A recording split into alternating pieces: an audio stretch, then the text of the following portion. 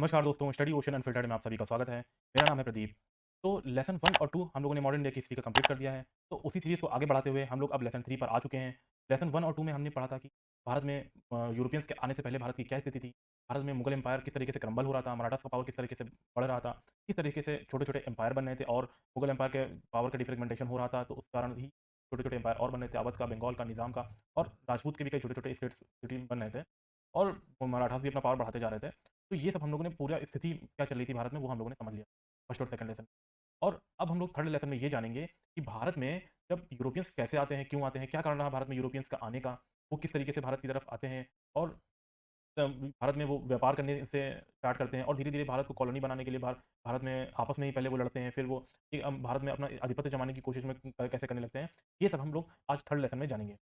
तो ये जो आने का क्रम है, ये सबसे पहले पुर्तगीज़ और डच से शुरू होता है, उसके बाद फ्रेंच और ईस्ट इंडिया कंपनी भारत में आती है। तो हम लोग इस लेसन में पुर्तगीज़ और डच के बारे में पढ़ेंगे, जानेंगे उनके बारे में, कि कैसे वो भारत में क्यों आते हैं। दरअसल यूरोपियंस के बारे में ही जानेंगे कि यूरोपियंस का आगमन कैसे शुरू हुआ। उसके बाद फिर जब नेक्स्ट लेसन हम लोग पढ़ेंगे तब उसमें जानेंगे कि फ्रेंच और ईस्ट इंडिया कंपनी वाले कैसे भारत।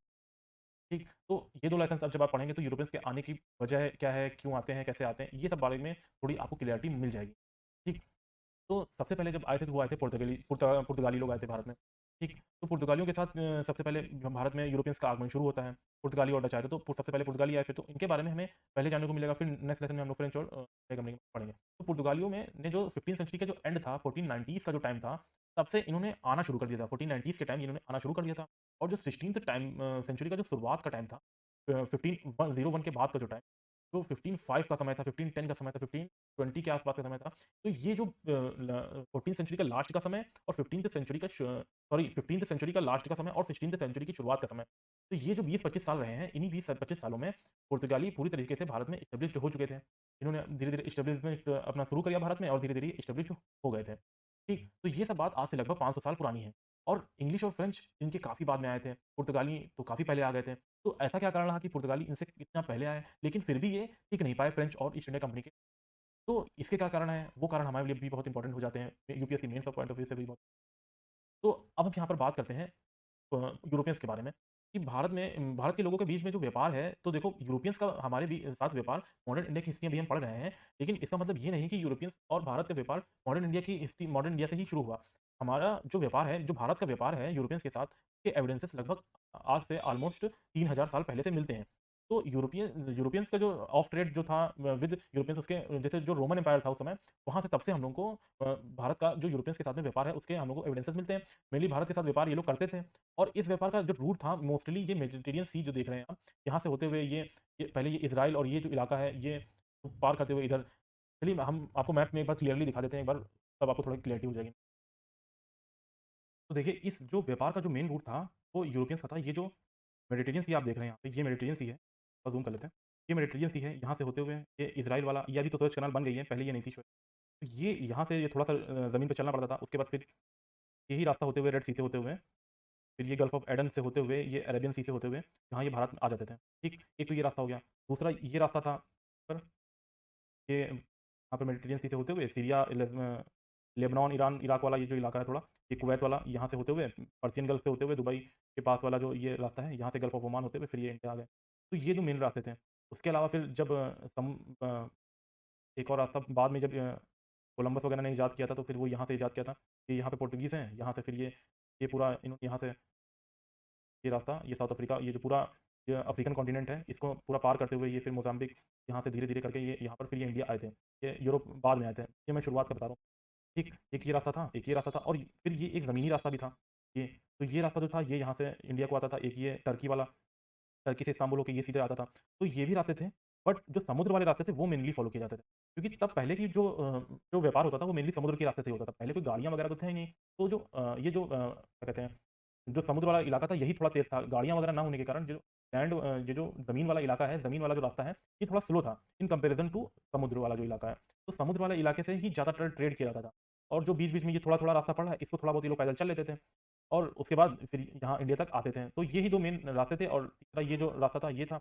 ज़मीन वाला, और यही ज़मीन वाला इलाका यही यहीं से चाइना का व्यापार भी होता था। तो इसी को हम लोग वो सिल्क रूट भी कहते थे। सिल्क रूट इसी को कहते हैं, जो ये यहाँ से जुड़ा होता है, फिर ये मेनली इस रास्ते से, तो जो ज़मीन वाला ये वाला रास्ता था, इससे मेनली चाइना में ही व्यापार होता था। मेनली चाइना में व्यापार होता था, ये ज़मीन वाले इलाके से, बट इंडिया में भी व्यापार होता था। लेकिन इंडिया में मोस्टली व्यापार यहाँ पे तब होता था ज़मीन ये समुद्र वाले इलाके से। ठीक, लैंड वाले इलाके से भी इंडिया में होता था, बट ज़्यादातर यहाँ लैंड वाले इलाके से चाइना को होता था। इसीलिए इसको सिल्क रूट कहा जाता था। ठीक है। अब रोमन एम्पायर जो बहुत फेमस था, बहुत पावरफुल था यूरोप में ऑलमोस्ट 2000 सालों के लिए, ये अपने चरम पर था फर्स्ट सेंचुरी एडी में। उस समय ये इतना एरिया कवर करता था लगभग, ये आप देख सकते हैं, ये पूरा यूरोप हो गया लगभग-लगभग, ठीक? और यहाँ पे आप देख सकते हैं, ये क्या कहते हैं, ये इजिप्ट वाला इलाका है, और ये नॉर्थ कोस्ट जो अफ्रीकन कॉन्टिनेंट का जो नॉर्थ वाला इलाका है, ये पूरा नॉर्थ इलाका, कोस्ट वाला इलाका ये कवर कर रहा है। ये आज का मॉडर्न टर्की वाला इलाका हो गया, इस्तांबुल वाला इलाका, ये सब पूरा कवर करता था। आप मैप में देख सकते हैं। ऑलमोस्ट पूरा वेस्टर्न एंड साउदर्न यूरोप है, उसके साथ में टर्की का जो आज का एरिया है, इराक, सीरिया, इजराइल और इजिप्ट वाला रीजन पूरा लगभग, और अफ्रीकन कॉन्टिनेंट का जो पूरा नॉर्थ कोस्ट है, ये वो पूरा इसको कवर कर रहा है, ठीक है। तो बेसिकली मेडिटेरियन सी से जो भी व्यापार हो रहा है, वो सब किसके अधीन हो रहा है? रोमन एम्पायर के अधीन। ठीक, तो रोमन एम्पायर के साथ में भारत के व्यापारिक रिश्ते हैं, उसके बारे में बहुत सारे पहले, बहुत एविडेंसेस बहुत पहले मिलते हैं। ठीक, इनफैक्ट 1200 बीसी से एविडेंसेस मिलने हमको शुरू हो जाते हैं। एंशिएंट ग्रीक्स और पर्सिया एंड मेसोपोटामिया से जो व्यापार होता था, उसके बारे में भी प्री मौर्यन और मॉडर्न टाइम से भी हमारे पास एविडेंसेस हैं। और इनफैक्ट महाभारत में भी यवंस के बारे में कुछ लिखा गया है। यवंस एक ऐसा टर्म है जो मोस्टली यूरोपियंस एंड ग्रीक्स के बारे में ही इंडिया की हिस्ट्री में यूज़ किया जाता है। फिर कई ग्रीक हिस्टोरियंस जो हैं, वो भारत के साथ व्यापार को लिखा है, जैसे कि ये आप बुक, एक बुक है पेरिप्लस ऑफ द इरिथ्रियन सी, उसमें लिखा गया है। तो भारत के बारे में अलेक्जेंडर ने भी भारत के इन्वेजन किया था, उसके बाद भारत के बॉर्डर तक इन्वेजन किया था, भारत में नहीं इन्वेजन किया था। तो भारत के बॉर्डर तक, वहाँ तक काफ़ी इंटरेक्शन रहा था। उसके बाद गांधार आर्ट में भी बहुत सारे इन्फ्लुएंसेस हमें देखने को मिलते हैं। यूरोपियन आर्ट फॉर्म में जो यूरोपियन कल्चर, मतलब यूरोपियन जो वहाँ पे जो पहले आर्ट बनती थी, पहले तो फोटो खींचनी थी, तो पेंटिंग वगैरह होती थी। तो उस टाइम की जो आर्ट वगैरह थी, रोमन एम्पायर के टाइम की जो आर्ट वगैरह थी, उसमें भी जो इंडिया के साथ ट्रेडिंग रिलेशन है, उसके बारे में कुछ-कुछ एविडेंसेस देखने को मिलते हैं। तो भारत के सभी बड़े-बड़े एम्पायर्स के साथ में उनके जो रिलेशन है, ट्रेडिंग रिलेशन है, मॉडर्न टाइम्स में जो उस टाइम के जो रिलेशन है, वो सब देखने को मिलते हैं। ठीक, लेकिन 15th सेंचुरी आते-आते क्या होता है कि रोमन एम्पायर टूट जाता है एक तरीके से। तो ये जो आप देख रहे हैं वेस्टर्न, यही रोमन एम्पायर, तो ये वेस्टर्न रोमन एम्पायर इधर बन जाता है, जी, और ये ईस्टर्न रोमन एम्पायर। तो जो वेस्टर्न वाला हिस्सा है, वो तहस-नहस हो जाता है एक तरह से। नॉर्दर्न ट्राइब्स यहाँ पर हमला कर देती हैं 5th सेंचुरी एडी में। 5th सेंचुरी के लगभग 476 एडी के में होता है लगभग हमला यहाँ पर। और वेस्टर्न रोमन एम्पायर, ये जो इधर का इलाका है, ये वाला, ये टूट जाता है और बिखर जाता है एक तरीके से। अब बचता है केवल ये ईस्टर्न रोमन एम्पायर, जो इधर वाला जो सर्किल वाला इलाका है, ये बच जाता है। ठीक, तो केवल ईस्टर्न रोमन एम्पायर और ये जो एम्पायर बचता है, ये बचा रह जाता है। और इसी को, जो ईस्टर्न रोमन एम्पायर है, इसी को बेज़ंटीन एम्पायर भी कहते हैं, और ईस्टर्न रोमन एम्पायर के नाम से भी ये जाना जाता है। और आगे 1000 साल यही ईस्टर्न एम्पायर जो है रूल करता है, बेज़ंटीन एम्पायर के नाम से, या ईस्टर्न रोमन एम्पायर के नाम से, या रोमन एम्पायर के नाम से। आने वाले 1000 साल में फिर ये अपना रूल करता है। तो बाद में रोमन एम्पायर यही कहलाने लग गया था एक तरीके से। और फिर बेज़ंटीन एम्पायर भी इसी को कहते हैं। तो फिर 11th और 15th सेंचुरी का जो टाइम है, उसके बीच में क्या होता है कि जो ये वेस्टर्न रोमन एम्पायर का जो इलाका है, जहाँ पे ये इटली शहर है, ये आप देख सकते हैं, इटली और ये इसके आस-पास ये फ्रांस है, तो ये बाकी यूरोप है, ये जो टूट के बिखर गया है। तो ये वाला जो इलाका है, वहाँ पर कुछ सिटी स्टेट्स आ जाते हैं, इटली के जो एरिया में आ जाते हैं। तो ये देखें, तो ये वेनिस हो गया, पीसा हो गया, जिनोवा हो गया, इस तरह के कई सिटी स्टेट्स यहाँ पे कई बन जाते हैं। ये व्यापार में बहुत आगे बढ़ जाते हैं अपने आप में। बेसिकली ये पूरी तरह ट्रेड में बेस्ड था, मतलब इनकी ट्रेडिंग बहुत अच्छी थी। तो ये मेरिटाइम एम्पायर्स इन्हें कहा जाने लगा था एक टाइम पर, क्योंकि ये इनका ज़मीन पर कुछ खास एरिया नहीं था। आप देखेंगे एक-एक शहर भर के हैं बस, पीसा, जिनोवा, और यहाँ पे एक क्लाइव करके, मतलब कई सिटीज़ थी, वेनिस है ये। तो आज के टाइम में अगर आप देखेंगे, तो ये इटली में बहुत बड़े-बड़े शहर हैं, बहुत इंपॉर्टेंट शहर हैं यहाँ पे। तो ये इनका ज़मीन पर कुछ ज़्यादा ज़मीन नहीं है, मतलब देखा जाए इन कंपैरिज़न टू, मतलब इतना बड़ा एम्पायर, इनकी इतनी ज़मीन तो नहीं है समुद्र में, लेकिन इनकी समुद्र में एक तरह से ये राजा थे, मतलब एक तरह से इनकी बादशाहत चलने लगी थी। बादशाहत बोले तो यहाँ पर कहने का मतलब ये है कि इनका जो है कि जो ट्रेडिंग था, वो बहुत अच्छा था। ट्रेडिंग के तौर पर इनकी बात की, ये जो सिटी स्टेट है, वेनिस, जिनोवा, फ्लोरेंस, नेपल्स, पीसा, ये सब जो हैं। और ये आज के जो इटली के बहुत इंपॉर्टेंट सिटीज़ भी हैं, आप जानते ही होंगे। और ये सब मेरिटाइम एम्पायर चलाते थे। और ये सब सिटी स्टेट, ये कोई बहुत बड़ी रियासतें नहीं हैं कि बहुत बड़ी रियासतें चल रही हैं इनकी। मोस्टली बस अपने-अपने शहर में ही ये राज करती थी, लेकिन इनका व्यापार बहुत बड़ा था। तो ये जो इंडिया के साथ और चाइना के साथ इनके जो ट्रेड, मोस्टली ये ट्रेड करते थे, मतलब ज़्यादातर ये इंडिया के साथ ट्रेड करते थे और चाइना के साथ ट्रेड करते थे। और रास्ता वही था, मेडिटेरियन सी के से होते हुए, और सीधे वही 2 रास्ते थे, रेड सी से होते हुए, अरेबियन सी से होते हुए पहुँच जाना, और थोड़ा-सा लैंड वाला इलाका बीच में पड़ता था, उसको क्रॉस करना था। तो यही 2 रास्ते थे मेनली। ठीक, एक बार और देख लेते हैं, ये 2 रास्ते थे, ये मेडिटेरियन सी से होते हुए, ये इधर इजिप्ट वाला इलाका पार करते हुए, ये थोड़ा इलाका था, यहाँ पे थोड़ा ज़्यादा ज़मीन पड़ेगी, और यहाँ ये इलाका था, तो ये 2 इलाके थे। ठीक।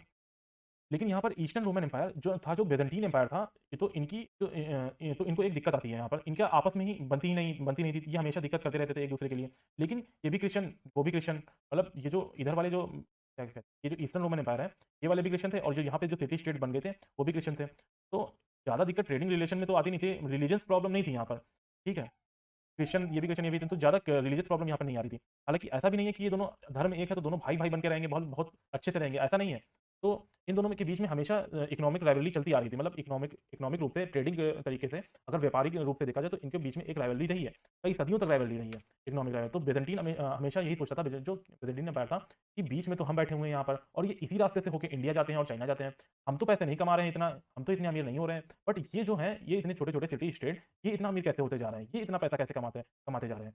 तो हम अमीर नहीं हो रहे हैं, ये इतना पैसा कमा रहे हैं, ये कैसे पॉसिबल कैसे हो रहा? कुछ खास दिक्कत इनको, लेकिन इनके बीच में कुछ खास दिक्कत ट्रेडिंग को लेकर नहीं थी, व्यापार को तो चल ही रहा था, व्यापार ऑनगोइंग था, व्यापार चल रहा था, उसमें कुछ खास दिक्कत नहीं थी, रास्ता इंडिया का एकदम साफ था। बस ये थोड़ा दिक्कत करते थे एक-दूसरे में, बस यही था। ये सब चल रहा था। फिर आगे चलते ही क्या होता है कि ये सब कुछ बदल गया जब byzantine वाला जो इलाका था, byzantine एम्पायर वाला जो इलाका था, ये वाला जो इलाका था, ये 1000 साल मैंने आपको बताया था रूल करेगा आगे। तो ये वाला जो इलाका था, इसके ऊपर फिर कंट्रोल आ जाता है ऑटोमन तुर्क्स का। तो ऑटोमन तुर्क्स ने 1453 में रोमन कैपिटल पर अपना जो कॉन्स्टेंटिनोपल है, उस पे फतह हासिल करी और byzantine एम्पायर को हमेशा के लिए खत्म कर दिया। अब ये भी एक गलतफ़हमी है लोगों की कि ये सोचते हैं कि byzantine एम्पायर जो है, तो byzantine एम्पायर के टाइम पर व्यापार बहुत अच्छा था। वो भी क्रिश्चियन, तो व्यापार बहुत अच्छा था। व्यापार अच्छा था, इनके बीच में राइवलरी भी होती थी व्यापारिक रूप से, कि हम बीच में बैठे हैं, हम नहीं कमा रहे हैं। तो लेकिन कुछ लोग सोचते हैं कि ऑटोमन तुर्क के समय व्यापार पूरी तरीके से बंद हो गया था। उनको व्यापार पसंद नहीं था, उन्होंने व्यापार बंद किया, तो क्योंकि वो मुस्लिम थे। लेकिन ऐसा कुछ नहीं है, व्यापार उनके टाइम पर नहीं और ये मुस्लिम थे, ये क्रिश्चियन थे, इसलिए व्यापार ऑटोमन तुर्क ने बंद नहीं किया था। व्यापार हो रहा था। ऑटोमन तुर्क्स को भी, क्योंकि ऑटोमन तुर्क्स को भी तो पैसा चाहिए था, उनको भी तो पैसा चाहिए, वो भी तो अपनी पूरी सल्तनत चलाएँगे, वो भी तो अपना पूरा एम्पायर चलाएँगे। बिना पैसों के कैसे एम्पायर चल जाएगा भाई? तो उनका किंगडम भी डेवलप कैसे होगा? डेवलप ही नहीं हो पाएगा बिना पैसों के। तो कुछ लेकिन कुछ रिलीजियस प्रॉब्लम तो थी, रिलीजियस प्रॉब्लम थी ये कह सकते हो, लेकिन व्यापारिक प्रॉब्लम नहीं थी यहाँ पर। ठीक, व्यापार चल रहा था यहाँ। तो इसलिए जो सिटी स्टेट वाले थे, अब ये नहीं चाहते थे कि हमारा सारा व्यापार इसी रास्ते पर डिपेंड रहे। मतलब यही 2 रास्ते पर डिपेंड रहे, क्योंकि यहाँ पर अब ऑटोमन तुर्क्स आ चुके थे। ऑटोमन तुर्क्स वाले कभी टैक्स बढ़ा दिया करते थे, क्योंकि वो ये सोचते थे कि ये अमीर हो रहे हैं, तो मतलब धार्मिक तो प्रॉब्लम थी ही, व्यापारिक प्रॉब्लम नहीं थी, ये बात क्लियर है। तो ये लोग सोचते थे कि यहाँ पर हम बीच में बैठे हैं, हम तो कमा नहीं रहे। तो इस वजह से ये जो इटली वाले सिटी स्टेट थे, ये इतने खुश नहीं थे इस रास्ते से। तो होता ये था कि ये इस रास्ते पर कभी कोई नया टोल आ जाता था, कभी टोल टैक्स बढ़ जाता था, कभी ये भी होता था कि पूरा-पूरा शिप ही डुबा दिया, मार दिया गया। तो ये रास्ता तो ऑनगोइंग था, ट्रेड इंडिया का हो रहा था, बट कब कौन-सा टैक्स आ जाएगा, कब कौन-सी नाव डूब जाएगी, कब कोई नया टैक्स आ जाएगा, इसके बारे में कोई क्लैरिटी नहीं थी। खतरे से भरा था ये अब रास्ता, ऑटोमन तुर्क्स के आने के बाद, ठीक? तो ऐसा नहीं कि ट्रेड 100% रुक गया था, ट्रेड इंडिया का ऑनगोइंग था अभी भी, बट ये कुछ खतरे थे यहाँ पर। तो अब इन इटली वाले जो सिटी स्टेट हैं, वो उनको चाहिए था कि एक नया रास्ता यहाँ पर मिल जाए। एंड इसी टाइम पर यहाँ पर जो आप देखेंगे 2 देश यहाँ पर काफ़ी आगे बढ़ रहे थे। वो कौन से 2 देश थे? पुर्तगाल और स्पेन। ये स्पेन है और ये छोटा-सा यहाँ पे पुर्तगाल हो गया। ठीक? तो अभी तक इनका नाम इस कहानी में नहीं आया है, क्योंकि ये इतने बड़े खिलाड़ी अभी तक नहीं थे। अभी तक ये इतने बड़े खिलाड़ी नहीं थे जब तक ये सब चला है। तो लेकिन 14th एंड 15th सेंचुरी में ये भी अपना इस ट्रेड में का हिस्सा बनना चाहते थे। कुछ-कुछ हिस्से में ये थे, इनका भी थोड़ा बहुत ट्रेड हो रहा था, हुआ करता था। लेकिन इन सिटी स्टेट्स जितना इनका बड़ा कोई ट्रेड नहीं था, व्यापार नहीं था। लेकिन ये ऑटोमन एम्पायर आने के बाद जब ये इटली वाले सिटी स्टेट्स का समस्या हुई, ऑटोमन तुर्क के आने के बाद जब इटली वाले सिटी स्टेट्स को समस्या हुई, तो पुर्तगाल और स्पेन ने सोचा कि ये हमारे लिए बहुत अच्छा मौका है। अब इसका फ़ायदा उठाना चाहिए हम। हम इसका क्या कहते हैं, एक अल्टरनेट रास्ता ढूँढते हैं, मतलब ये रास्ता छोड़ के एक दूसरा रास्ता ढूँढते हैं हम। लेकिन तब तक उस टाइम तक इनका भी लगभग-लगभग यही रास्ता था, क्योंकि अभी तक इन्होंने भी रास्ता ढूँढा नहीं था इंडिया का। जो अफ्रीका कॉन्टिनेंट को पूरा पार करके इंडिया आने वाला रास्ता था, वो इन्होंने भी नहीं ढूँढा था अभी भी। बहुत तो और ये क्या कहते हैं, और ये सब ओटोमन एम्पायर से बहुत ज़्यादा नाराज़ भी रहते थे। ये भी नाराज़ रहते थे और ये इटली सिटी स्टेट वाले और स्पेन और पुर्तगाल वाले। तो पुर्तगाल और स्पेन में जो इटली वाले सिटी स्टेट थे, वो फिर भी ऐसा था कि वो व्यापार करना करना किसी के साथ भी कर लेते थे। ये जो इटली वाले सिटी स्टेट थे, ये तो किसी के साथ भी व्यापार कर लेते थे। चाहे वो ओटोमन तुर्क्स हों या कोई भी हो। व्यापार में कोई मतलब वो नहीं करते थे कि हम व्यापार नहीं करेंगे, ये मुस्लिम है तो वो कोई अलग धर्म के, तो व्यापार ऐसा नहीं था इनका। लेकिन ये जो पुर्तगाल और ये स्पेन वाले, ये थोड़ा ऑर्थोडॉक्स टाइप के थे, रूढ़िवादी टाइप के थे। इनका ये था कि हम इनको बीच में लाते हुए व्यापार नहीं करेंगे। ऑटोमन्स के साथ हम हमारा अलग रास्ता ढूँढेंगे। ये इनके साथ में व्यापार नहीं करना चाहते, ये थोड़ा रूढ़िवादी टाइप के थे। और अब अगर आप ये सोच रहे हैं कि ये जो लैंड वाला रास्ता है, ये इसका क्या हुआ? ठीक, जो मतलब ये तो समुद्र वाला रास्ता हो गया ना, मेडिटेरियन सी और ये, अब ये लैंड वाले रास्ते से भी कर सकते हैं, ये इसका क्या हुआ? तो आप सही सोच रहे हैं। तो 12th एंड 13th सेंचुरी में क्या होता है कि मंगोल्स ने बहुत बहुत पैसा कमाया था उस समय। मंगोल्स का कंट्रोल आ गया था इस रास्ते पे पूरी तरीके से। लगभग-लगभग जब इसी समय। तो क्या हुआ कि 12th एंड 13th सेंचुरी में इन मंगोल्स ने भी खूब पैसा कमाया इस रास्ते पे कंट्रोल करके, तो रास्ता तो हुआ क्या कि मंगोल्स को भी कोई दिक्कत नहीं थी, मतलब कि ट्रेडिंग में उनको भी कोई दिक्कत नहीं थी। ट्रेडिंग वो भी करते थे, खूब पैसा कमाते थे वो भी। तो लेकिन 13th सेंचुरी के बाद मंगोल्स डिक्लाइन होना शुरू हुए। तो सेंट्रल अथॉरिटी उनकी कम हो गई। तो क्योंकि उस समय क्या हुआ था कि ब्लैक डेथ आ गया था, ब्लैक डेथ आ गया था। तो ब्लैक डेथ के कारण इनकी जो पूरी इतना बड़ा एम्पायर इनका भी हो गया था। ये बाद में हुआ था एम्पायर, वैसे मेडिटेरियन सी के आस-पास यहाँ पे आप देखेंगे, यहाँ पे ऑटोमन तुर्क भी थे। मेनली इस रास्ते पे ऑटोमन तुर्क का ही कंट्रोल था। जो लैंड वाला इलाका है, यहाँ पे मंगोल्स का पूरा आधिपत्य आ गया था। तो ब्लैक डेथ आने के कारण तो आज का जो कोविड है, इससे कई गुना बड़ी ये ब्लैक डेथ वाली उस समय बीमारी थी। क्योंकि आज तो फिर भी हमारे पास इतने रिसोर्सेज़ हैं, सब कुछ एक बटन पे हम लोगों को कितने कोविड केसेस क्या है, क्या नहीं है, सब कुछ ऑनलाइन चला, सब कुछ दिख जा रहा था। उस समय ना कोई दवाइयाँ थी, ना कुछ साधन थे, संसाधन थे, तो उस समय बहुत बड़ी प्रॉब्लम थी, बहुत ज़्यादा सिचुएशन खराब थी। पैंडेमिक आज वाली पैंडेमिक से 100 गुना बड़ी पैंडेमिक थी वो। इकोनॉमी के लिए भी और सोसाइटी के लिए भी पूरी तरीके से तहस-नहस करने वाली पैंडेमिक थी। उस टाइम का जो आज से ज़्यादा हालात खराब थे एक तरीके से। इसके कारण जो सेंट्रल अथॉरिटी थी मंगोल्स की वो कमज़ोर हो गई। तो ये वाला जो रास्ता था ये सेफ नहीं था, रह गया था। इसी कारण इस रास्ते को कोई ज़्यादा यूज़ भी नहीं करता था क्योंकि ब्लैक डेथ के कारण लोग डरे हुए भी थे। तो ये जो लैंड वाला इलाका था कोई फॉलो भी नहीं कर रहा था। सब समुद्र वाले इलाके से जाना ज़्यादातर फॉलो कर पसंद करते थे, वो इसी से जाते थे। तो 14th-15th सेंचुरी में इस फिर क्या होता है कि एक मेडिची बैंकर्स थे। मेडिची फैमिली थी एक और तो उस उन्हीं को मेडिची बैंकर्स भी कहते थे। तो इन्होंने बाद में इनका नाम मेडिची मेडिची फैमिली थी एक्चुअली, इन्होंने फिर मेडिची बैंकर्स आगे नाम इनका पड़ गया, कैसे वो समझते हैं। तो इन्होंने क्या किया था मॉडर्न क्रेडिट सिस्टम इन्होंने शुरू किया। जो आज हम लोग बैंकिंग सिस्टम यूज़ देखते हैं ना, वो मोस्टली यहीं से इंस्पायर हुआ था। तो ये जो मेडिची बैंकर्स थे, ये एक फैमिली थी एक, बहुत पावरफुल हो गई थी एक टाइम पर। इन्होंने इटली वाले इटली वाले देश जो है आज का, वहीं पर ये वहीं से बिलॉन्ग करते थे मोस्टली बेसिकली। इन्होंने इटालियन ट्रेड को बहुत आगे तक पहुँचाया था और धीरे-धीरे ये वेनिस, जिनोवा सिटी स्टेट इनको बहुत पॉपुलर करने के लिए, इनको ट्रेड को बढ़ावा देने के लिए इस परिवार का मेडिची बैंकर्स जो फैमिली थी, इनका बहुत बड़ा रोल रहा था। ये एक हेरिडेटरी फैमिली थी, मतलब इनके बाद उनका बेटा हेरिडेटरी का मतलब ये होता है, ठीक? ये एक हेरिडेटरी फैमिली थी, ये एक राजा-महाराजा तो नहीं थे, बट राजा-महाराजा से कोई कम भी नहीं थे। और दूसरी तो इन्होंने मॉडर्न ट्रेड का जो था वो एस्टेब्लिश किया था। तो दूसरी ओर फिर क्या हुआ कि पुर्तगाल और स्पेन का ट्रेड सीन था, तो ये अफ्रीका के पश्चिमी तट पर एक बार फिर से मैप पे आते हैं। तो देखो यहाँ पे पुर्तगाल और स्पेन का क्या ट्रेड सीन था, ये था पुर्तगाल और ये है ट्रेड।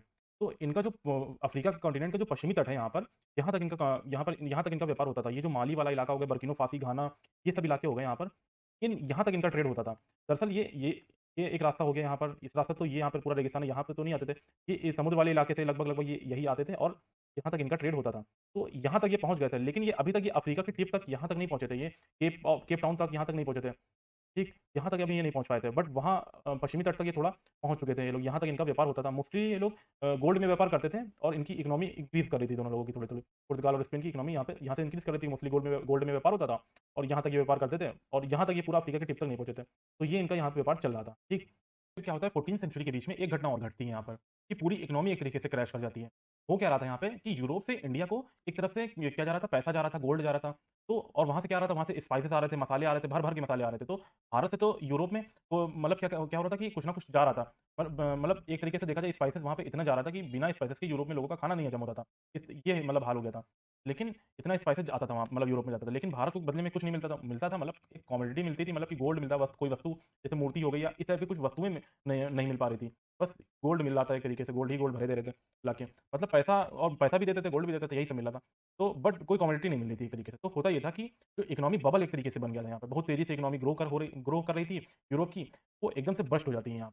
और एक तरीके से मंदी आ जाती है, ग्लोबल रिसेशन स्टार्ट होता है, मतलब ग्लोबल मंदी आ जाती है और यूरोप के साथ प्रॉब्लम क्या थी बैलेंस ऑफ पेमेंट की, कि और करेंसी डिवैल्यूएशन होना स्टार्ट होती है, यानी कि मुद्रा अवमूल्यन होना शुरू हो जाता है यहाँ पर। तो जो टिपिकल इकोनॉमी की जो प्रॉब्लम्स हैं, वो यहाँ पे साफ दिख रही थी, कि एक ही तरफ सारा पेमेंट जा रहा है और जो बैलेंस ऑफ पेमेंट का जो इश्यू होगा, वो तो होना ही था फिर।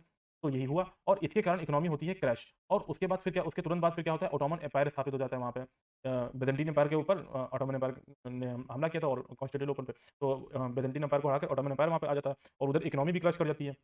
तो ये दोनों चीज़ें एक साथ होती हैं। तो इसी कारण वहाँ पे काफ़ी प्रॉब्लम हो गई थी इस बीच में। तो ओटोमन इन ज़रूरी ट्रेड रूट्स को क्या कहते हैं कंट्रोल कर रहे थे उस समय और ये जब चाहे तब क्रिश्चियन यूरोप को ब्लॉक भी कर सकते थे ट्रेडिंग में।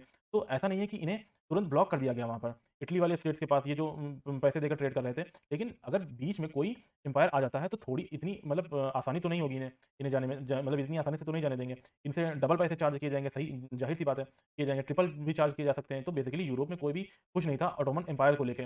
ऑटोमन तुर्क को लेके तो बेसिकली ये इटली वाले जो सिटी स्टेट्स हैं, व्यापार तो कर पा रहे थे, लेकिन इनकी खुशहाली को एक तरीके से नज़र लग गई थी पर और तरक्की अचानक से नीचे जा रही थी, धीरे-धीरे डाउन हो रही थी। दूसरी ओर पुर्तगाल और स्पेन सोच रहे थे, ये सोचने लगे थे कि हम अब इस रास्ते से नहीं जाएँगे, अब हम अपना एक अलग रास्ता बनाएँगे। तो वेस्टर्न अफ्रीका तक तो ये पहुँच ही गए थे, क्या कहते हैं एक तरीके से माली वाला जो इलाका भी आपको बताया था, माली वाला इलाका, बर्किनो फासो वाला इलाका तक तो थे ही, वहाँ तक तो उनको रास्ता पता ही था। तो थोड़ा और आगे जाकर देखते हैं, हो सकता है कोई और रास्ता मिल जाए। तो यही नई रास्ते की चाहत में और यही जो रेनेसाँ का टाइम पीरियड है, जो ये पुनर्जागरण का काल है। वह टाइम शुरू हो गया था यहाँ पर। तो इन दोनों ने एक्सप्लोरेशन का जो ऐज है, उसको बढ़ावा दी, यानी कि नई जो खोज है, उसको भी बढ़ावा दिया इन दोनों ने। तो ये एक्सप्लोरेशन का जो टाइम पीरियड है, ये क्या होता है कि 1487 का जो में एक पुर्तगाली एक्सप्लोरर था, जिसका नाम था बार्थोलोमेओ डियास। इसने हिम्मत दिखाई, इसने एक डेयरिंग किया। इसने क्या किया कि ये केप ऑफ गुड होप जो था साउथ अफ्रीका का, वहाँ तक ये पहुँच गया। तो उसने वेस्टर्न कोस्ट को पूरा नाप लिया था, मतलब पूरा जो ईस्टर्न कोस्ट है, जहाँ अभी यहाँ तक तो व्यापार करते थे, बर्किनो फासो और माली वाले इलाके तक, तो और आगे जाते हुए पूरा ये साउथ अफ्रीका के टिप तक पहुँच गया। तो बार्थोलोमेओ डियास ने इतना डेयरिंग तो कर दिया था, इतना रास्ता तो उसने खोज दिया था। और ये एक दिन में नहीं हुआ था। ऐसा नहीं है कि एक दिन निकले और सुबह पहुँच गया वहाँ पे। इसमें टाइम लगा, स्टेप बाय स्टेप चले। पहले जहाज आया यहाँ यहाँ तक, पहले मतलब ये बर्किनो फासो तक आया, फिर उससे थोड़ा आगे किसी दूसरी सिटी में गया, फिर तीसरी सिटी में कोई और पहुँचा होगा, फिर कोई और एक्सप्लोरर उसके आगे पहुँचा होगा, फिर कोई और एक्सप्लोरर। तो इस तरह से धीरे-धीरे करके ये साउथ अफ्रीका तक बार्थोलोमेओ डियास, फिर जब की बारी आई एक्सप्लोर करने की, तो यहाँ वहाँ तक उसका रास्ता पता होगा, तो आगे बढ़ के वो केप ऑफ गुड होप तक या साउथ अफ्रीका तक कह सकते हैं पहुँच गया था। ठीक। तो ये सब एक दिन में वैसे भी नहीं होता है। अगर आप आज की नज़र से देखें, तो पहले देखिए, अभी चंद्रयान 1 चंद्रयान 2 चल रहा है। इससे पहले क्या हुआ था? इससे पहले रॉकेट बने थे, रॉकेट बने, फिर रॉकेट को टेस्टिंग करी गई। रॉकेट की टेस्टिंग के बाद फिर उसी रॉकेट को अंतरिक्ष में जाने लायक बनाया गया, थोड़ा मतलब और उसको अपग्रेड किया गया। फिर वो रॉकेट अंतरिक्ष में गए। फिर अंतरिक्ष में जब पहुँचे, तो अंतरिक्ष के बारे में पता चला। फिर वहाँ पे एक कुत्ता को भेजा गया, फिर और जानवर भेजे गए। डॉग गया, फिर और जानवर गए, फिर धीरे-धीरे आदमी गया, फिर आदमी ने चाँद पर गया। फिर इसी तरह धीरे-धीरे करके फिर और लोगों ने और चीज़ें डिस्कवर करी। फिर ये एक प्रोसेस है, इसमें 1 या 2 दिन या 1 या 2 साल या 8 या 10 साल नहीं लगते हैं। इसमें बहुत टाइम लगता है। ये 1-2 दिन में नहीं होती हैं चीज़ें। तो जिसमें जितना टाइम लगता है, उसमें उतना टाइम लगेगा। ठीक, तो डियाज़ के बाद फिर अगली बड़ी डेयरिंग करने उतरते हैं क्रिस्टोफर कोलंबस। कोलंबस ने बोला कि मैं इंडिया जाऊँगा, मैं रास्ता दिखाऊँगा इंडिया का, लेकिन पहुँच ये गया कैरेबियन आइलैंड पर। फिर वहाँ पर कैरेबियन आइलैंड पर पहुँच गया, लेकिन वहाँ पे जाकर ये माना नहीं। इसने ये माना नहीं, कहा यही इंडिया है, यही इंडिया, यहीं से सब हो रहा है, यहीं से सारी ट्रेडिंग हो रही है। तो इसलिए आज भी उसको वेस्ट इंडीज़ कहा जाता है, बोलते हैं। तो कोलंबस जो है, जो कि गलत रास्ते पर था, गलत कॉन्टिनेंट पर था, गलत जगह पर था। तो फिर भी उसने एक अलग कॉन्टिनेंट तो खोज ही लिया था फिलहाल, इतना तो कर ही दिया था। अगर वो उधर अफ्रीका के टिप तक हो सकता आगे जाता, तो हो सकता है इंडिया पहुँच जाता, लेकिन फिर भी उसने गलत कॉन्टिनेंट पे जाकर एक अलग कॉन्टिनेंट तो खोज ही दिया था। और फिर कोलंबस ने धीरे-धीरे यहाँ पे अपनी कॉलोनीज़ स्टार्ट करना शुरू कर दी थी। मतलब जहाँ पहुँचते थे, वहाँ पहले कॉलोनी बनानी थी। अब दिक्कत क्या होती है कि स्पेन एंड पुर्तगाल के बीच में हो जाती है लड़ाई। मतलब लड़ाई का मतलब एक तरीके से ये झगड़ा हो जाता है कि सँभालेगा कौन? इतने हर जगह तो व्यापार है, इधर ये भी व्यापार, उधर भी व्यापार, इधर भी चाँदी हो रही है, उधर भी चाँदी हो रही है, इधर भी पैसा है, उधर भी पैसा है, तो करना क्या चाहिए? तो इन दोनों ने क्या किया, आपस में एक ट्रीटी साइन की ली। ट्रीटी ऑफ टॉर्डेसिलास करके है, 1494 में साइन हुई थी। तो इस ट्रीटी में इन्होंने एक डिमार्केशन कर दिया, एक लाइन खींच दी। ये देखिए, आप ईस्ट वाला जो यहाँ पर इलाका है, वो सॉरी, ईस्ट वाला जो पुर्तगाल का हो गया, और वेस्ट वाला स्पेन का होगा। तो देखिए, अब ईस्ट वाला पुर्तगाल, ये अफ्रीका वाला है, यहाँ पे इलाका साउथ अफ्रीका, फिर इधर इंडिया भी पड़ जाएगा। तो इस वजह से पुर्तगाली इंडिया पे आए, ये भी आप कह सकते हैं। और वेस्ट साइड में यहाँ पे स्पेन का इलाका था, इस ट्रीटी के हिसाब से, तो इधर भी स्पेन था। ठीक, तो ये भी एक कारण था कि पुर्तगाली स्पेन में है। ठीक, पहले तो ये सब, ये ईस्ट वाला जो पुर्तगाल हो गया, वेस्ट वाला फिर ये हो गया, क्या कहते हैं, स्पेन का हो गया। तो इसलिए आप देखोगे कि पूरा सेंट्रल अमेरिका जो है, जो इस तरह का सेंट्रल अमेरिका, ये अमेरिका इधर पड़ जाएगा ना, ये वाला इलाका अमेरिका का है। ठीक, तो ये सेंट्रल अमेरिका, ये मैक्सिको जो है, वो अभी इस समय क्या कहते हैं, साउथ अमेरिका में पड़ता है, जो कि साउथ अमेरिका कॉन्टिनेंट में पड़ता है।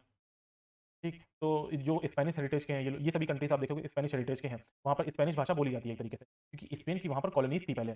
और जितनी भी ये साउथ अमेरिकन कॉन्टिनेंट की जो मतलब कोस्ट की जो भी जगह है, सब स्पेन की कॉलोनी एक तरीके से थी। बट कुछ ये जैसे ब्राज़ील का ये जो इधर का थोड़ा सा इलाका आप देख रहे हैं, थोड़ा सा हिस्सा जो तट, ये थोड़ा सा निकला हुआ है। यहाँ पर ये सॉरी, ये जो रेड वाली लाइन है और येलो वाली लाइन दो है। ठीक है, ये जो येलो वाली लाइन है, ये वाली आप मानिए, यही वाली लाइन है। ठीक, तो ये लाइन से इनका था, मतलब कि ये पुर्तगाल का था। तो ये बन गया था पुर्तगाल की कॉलोनी, जबकि बाकी जो इधर का इलाका था, वो स्पेन की कॉलोनी था, अफ्रीका का। अब अफ्रीका में भी स्पेन की कॉलोनी थी एक तरीके से। सॉरी, स्पेन की कॉलोनी थी। उधर अफ्रीका में भी स्पेन की बहुत सी कॉलोनीज़ थी। तो जैसे मतलब कॉलोनीज़ थी, पहले तो कॉलोनीज़ बनाई ही थी। अफ्रीका में भी थी इनकी कॉलोनी स्पेन की, और इधर भी इनकी कॉलोनी होगी होगी, लेकिन ये फिर डिमार्केशन कर लिया, तो मतलब अब ये इधर ट्रेड करेंगे, आप इधर, मतलब इनकी समझौता हो गया था। तो यहाँ पोर्तुगीज़ पूरी तरह, तो क्या हुआ फिर आगे चल के, ये ट्रेडी इन दोनों के बीच में आपस में हो गई, लेकिन इन्होंने पूरी दुनिया को ही आपस में देखेंगे आप, एक 2 भागों में बाँट दिया था। अटलांटिक ओशन के बीचों-बीच में इन्होंने लाइन खींच दी थी, और आपस में ही दो पूरी दुनिया बाँटे ले रहे थे। उसके बाद 1497 में एक आदमी आता है, वास्को डी गामा। वो डी गामा थे भाई। तो इन्होंने क्या किया, ये भी एक नेविगेटर, मतलब एक नाविक था पहले। इसने डिसाइड किया कि मैं जहाज़ लेकर पहुँचूँगा भारत। इसने डिसाइड किया, और ये कि उसने कहा कि कोलंबस तो गलत रास्ते पे आ गया, तो मैं सही रास्ता दिखाऊँगा। ठीक है? तो ये निकला बार्थिलोमेउ डियाज़ वाले रास्ते पर, जो साउथ अफ्रीका तक पहुँच गया था। और कोई भी दुनिया में महान काम 1 और 2 दिन में नहीं होता, कुछ टाइम लगता है। ठीक है? अभी आपको बताया था कि ये थोड़े पहले जहाज बनेगा, फिर उसके बाद धीरे-धीरे सब होगा, ठीक? तो लेकिन क्या होता है कि ये सबसे पहले क्या हुआ, ये इसी रास्ते पे बड़ा बड़ा क्या कहते हैं, केप ऑफ गुड होप तक पहुँचा, फिर ये धीरे-धीरे यहाँ एक दूसरे आइलैंड पे पहुँचा, फिर उसके आगे फिर पहुँचा, फिर मोज़ाम्बिक, फिर क्या कहते हैं, मोज़ाम्बिक के पास है, फिर मोम्बासा पहुँचा यहाँ। तो ये धीरे-धीरे आगे बढ़ता चला गया, तो धीरे-धीरे ही बढ़ा ये। स्टेप बाय स्टेप ये काम मतलब क्या, वास्को डी गामा ने ऐसा नहीं है कि आज ब्लाइंडली निकला और एक ही मतलब ब्लाइंडली पहुँच गया। तो उसको मतलब आधा रास्ता तो पता ही था ना, केप ऑफ गुड होप तक तो पहुँच ही गया था और उसके बाद भी ये धीरे-धीरे पहुँच चला। धीरे-धीरे आप देखेंगे, एक-एक आइलैंड बाय आइलैंड पूछता गया, रास्ता ढूँढता गया और मतलब बढ़ता गया आगे इस तरीके से। तो जितना श्रेय इसको वास्को डी गामा को दिया जाता है, उतना श्रेय देना ठीक नहीं है वैसे हमारे हिसाब से देखें। क्योंकि वास्को डी गामा को अगर यहाँ तक नहीं रास्ता पता होता, तो शायद ये उस रास्ते से आगे बढ़ते ही कहीं और ही चले जाते फिर ये तो ये।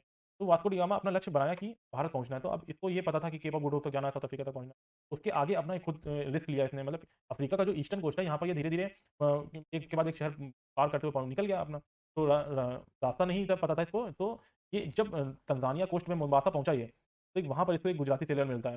तो वास्को डी गामा ने उसको पहचान लिया कि ये गुजराती है। तो उससे बात की, पूछा, "आप तुम इंडियन हो?" तो उसने कहा, "हाँ, बिल्कुल इंडियन हूँ।" तो उसने बताया फिर अपने बारे में बात करी होगी थोड़ी बहुत। वास्को डी गामा ने फिर उसे बंदी बना लिया तुरंत और कहा कि चलो मेरे जहाज़ में बैठो और हमें रास्ता दिखाओ भारत का। और ये जो ट्रेड रूट था, ये बहुत ही लाभप्रद था, मतलब बहुत लाभदायक ट्रेड रूट था। इस पर अरब्स का कब्ज़ा था और ये पूरा ट्रेड पूरा अरब्स के कंट्रोल में हुआ करता था। तो अरब्स का इन इंडिया के अरब्स और इंडिया के बीच में जो ट्रेडिंग रूट्स हैं, वो बहुत पहले से थे। मतलब बहुत पहले से इंडिया और अरब्स के बीच में रिलेशन चल रहा था, मतलब ट्रेडिंग हो रही थी। तो और अब ये लोग जानते ही थे कि पुर्तगालियों को उधर से इन लोगों को आने को नहीं मिल रहा है मिडल ईस्ट के रास्ते से।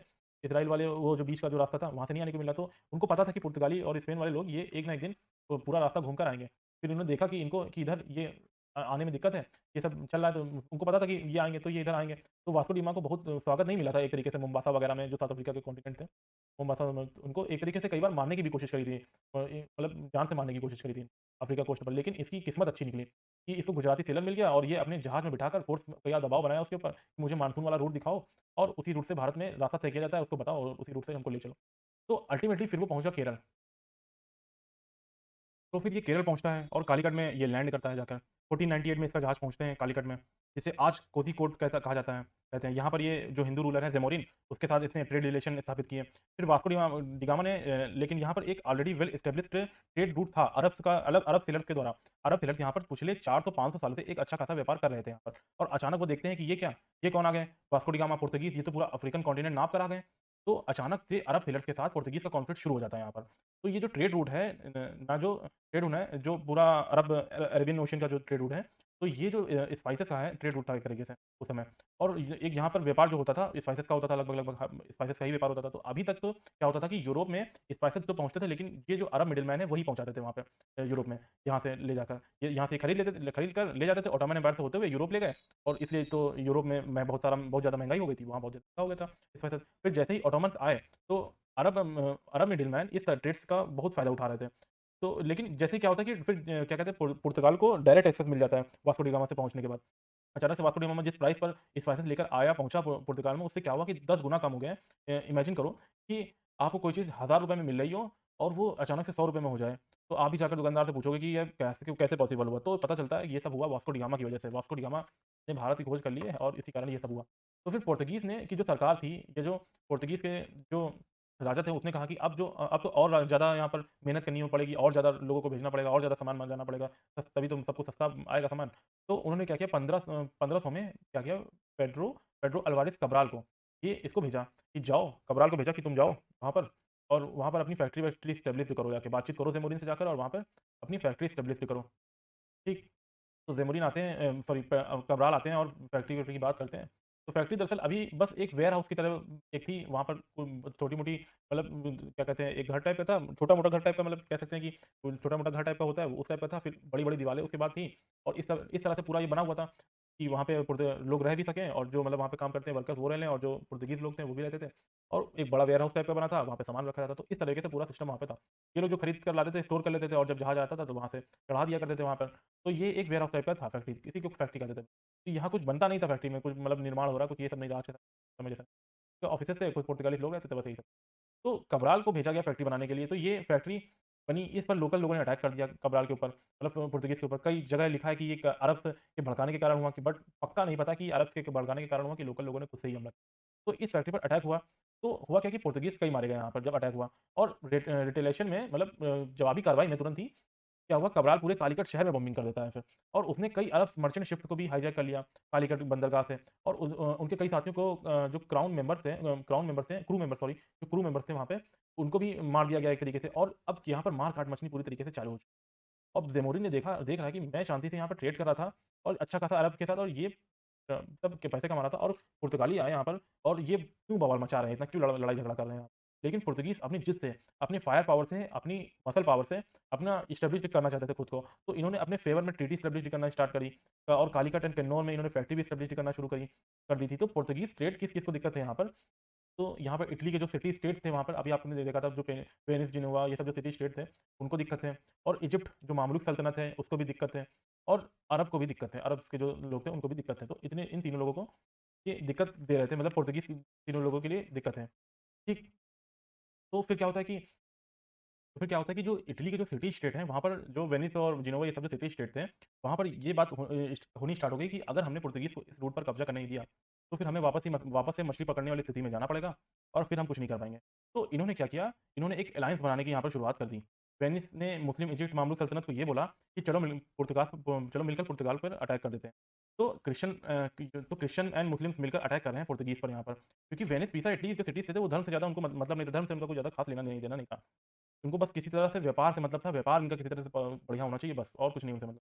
इनफैक्ट इन्होंने आज का जो स्वेज कनाल है, उसकी भी कैनाल की भी बनाने की बात भी स्टार्ट कर दी थी एक तरीके से। लेकिन फिर क्या होता है, फिर वास्को डी गामा फिर आते हैं यहाँ पिक्चर में।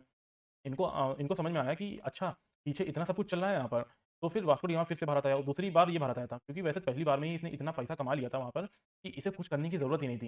लेकिन फिर भी ये लौट ये आया ज़ेमुरिन से, इसने बातचीत करी, और ज़ेमुरिन से कहा कि हमारा जो अरब्स के साथ ज़ेमुरिन ने कहा कि हमारा अरब्स के साथ बहुत सदियों से हमारा ट्रेडिंग रिलेशन है, बहुत सदियों से हम उनके साथ काम कर रहे हैं, तो हम इनको एकदम से तो आउट नहीं कर सकते, एकदम से इनके साथ ट्रेडिंग रिलेशन नहीं तोड़ सकते। तो तोड़ सकते, क्यों आउट, क्यों हम इनको एकदम से क्यों आउट कर दें? तुमसे ही हम सारा व्यापार क्यों करें? ये बताओ। मोनोपोली हम नहीं चाहते यहाँ पर, उन्होंने कहा। तो पोर्तुगीज़ के फ़ेवर में, वो भी पोर्तुगीज़ के फ़ेवर में केवल। तो ज़ेमुरिन ने मना कर दिया एक तरीके से। बाद में क्या होता है, वास्को डी गामा ने दूसरा रास्ता अपनाया यहाँ पर। वो था क्या था, फायर पावर का, मसल पावर का। तो वास्को डी गामा ने अरब शिप्स पर अटैक करना अब शुरू कर दिया अब। ये अब, और ये अटैक इतने विशिष्ट थे, मतलब कि इतने खतरनाक अटैक थे, इसके बारे में कई अकाउंट्स और कई हिस्ट्री की बुक्स में मतलब लिखा हुआ है, मतलब बताया गया है कि निहत्थे जहाज़ों पर हमले किए गए। जो मतलब जिस पर मुस्लिम लोग सिर्फ़ जाते थे, मतलब कि जो हज वाले यात्री नहीं होते, वो लोग जब हज की यात्रा पर जाते थे, तो उनके ऊपर अटैक किया कर दिया जाता था। पूरी की पूरा मतलब जहाज़ को डुबा दिया जाता था। पता ही नहीं चलता था, पूरा मतलब समुद्र के बीचों-बीच में जहाज़ को डुबा दिया, अटैक कर दिया एकदम से। तो फिर क्या होता था कि ये एक तरह से लोगों को डुबाना और मारना, ये सब मतलब एकदम पूरा स्टार्ट कर दिया था पूरा वास्को डी गामा ने। तो इनका एक ही लक्ष्य था यहाँ पर, लोगों को डुबाना है और एकदम पूरा टेरर क्रिएट करना है, एकदम डर एकदम बैठा देना है, क्योंकि हम हैं एकदम पूरी तरीके से इस रास्ते पर, और उसका और कोई दूसरा लक्ष्य नहीं था वास्को डी गामा। तो ताकि अरब ट्रेड के जो रास्ते हो वो जल्द बंद कर दें, या फिर यहाँ पर एक व्यापार हमको करने दें, मतलब 2 में से एक ऑप्शन इनको दे दें। तो इस तरह की नीति के साथ ये पोर्तुगीज़ एम्पायर यहाँ पर शुरू हो जाता है फिर।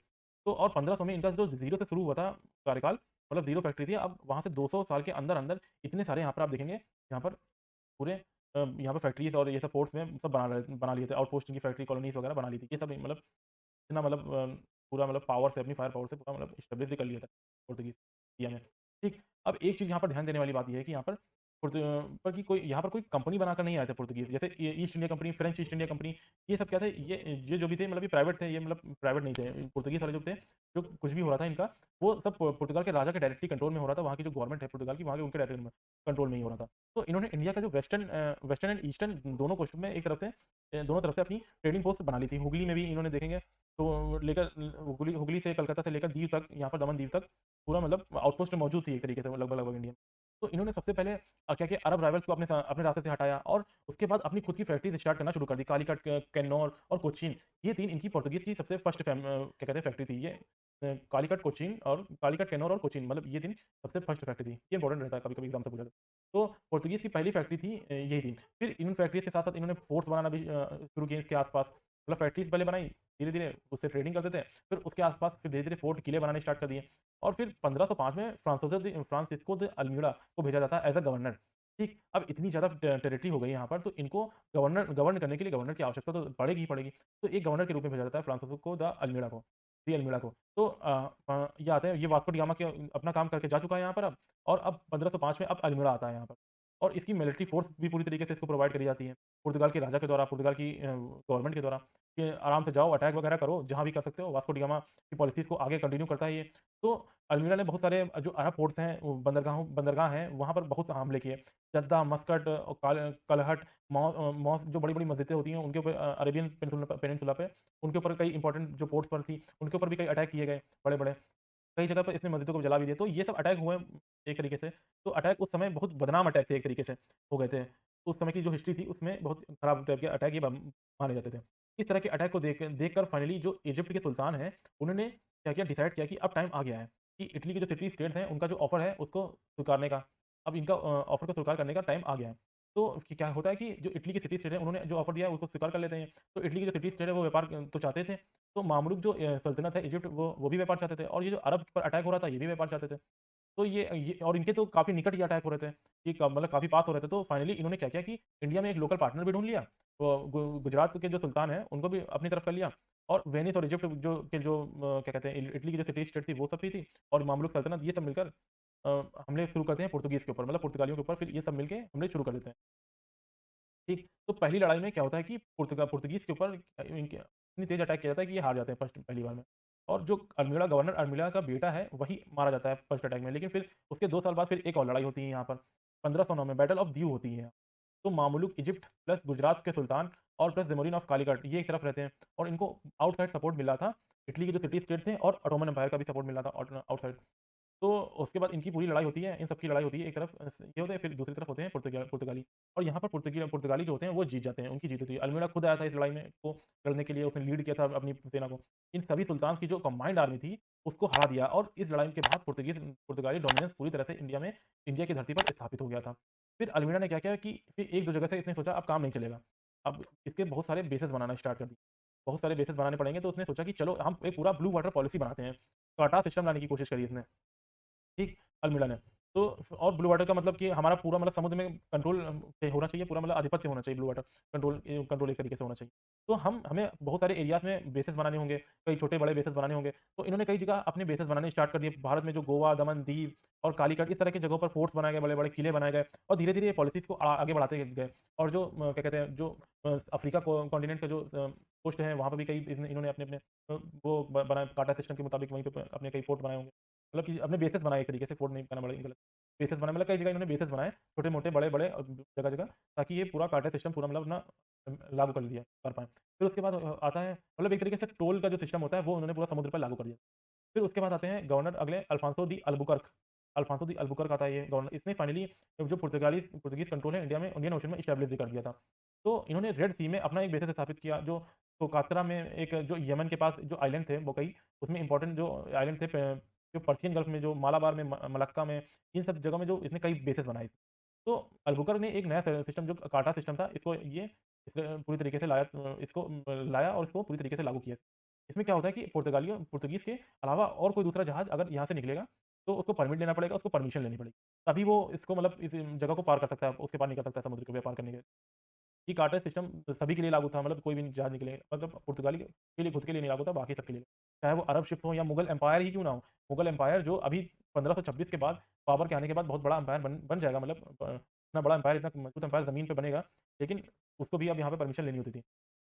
तो उसको भी परमिशन लेनी पड़ेगी। तो पुर्तगालियों से तभी वो आगे बढ़ सकते थे। तो इन्होंने समुद्र पर अपना टोल, एक तरीके से टोल लगाना शुरू कर दिया था यहाँ पर। टोल ही कह सकते हैं, टोल एक बहुत सही वर्ड रहेगा, यहाँ पर टोल लगाना शुरू कर दिया था। और शिप बिल्डिंग सेंटर्स बड़े-बड़े बनाने शुरू कर दिए थे यहाँ पर, ठीक। अब यहाँ पर अरब से मात खा गए एक चीज़ को लेकर, क्योंकि वहाँ पर डेज़र्ट वाला इलाका है अरब में, तो मिडल ईस्ट वाले में लकड़ी इतनी नहीं होती।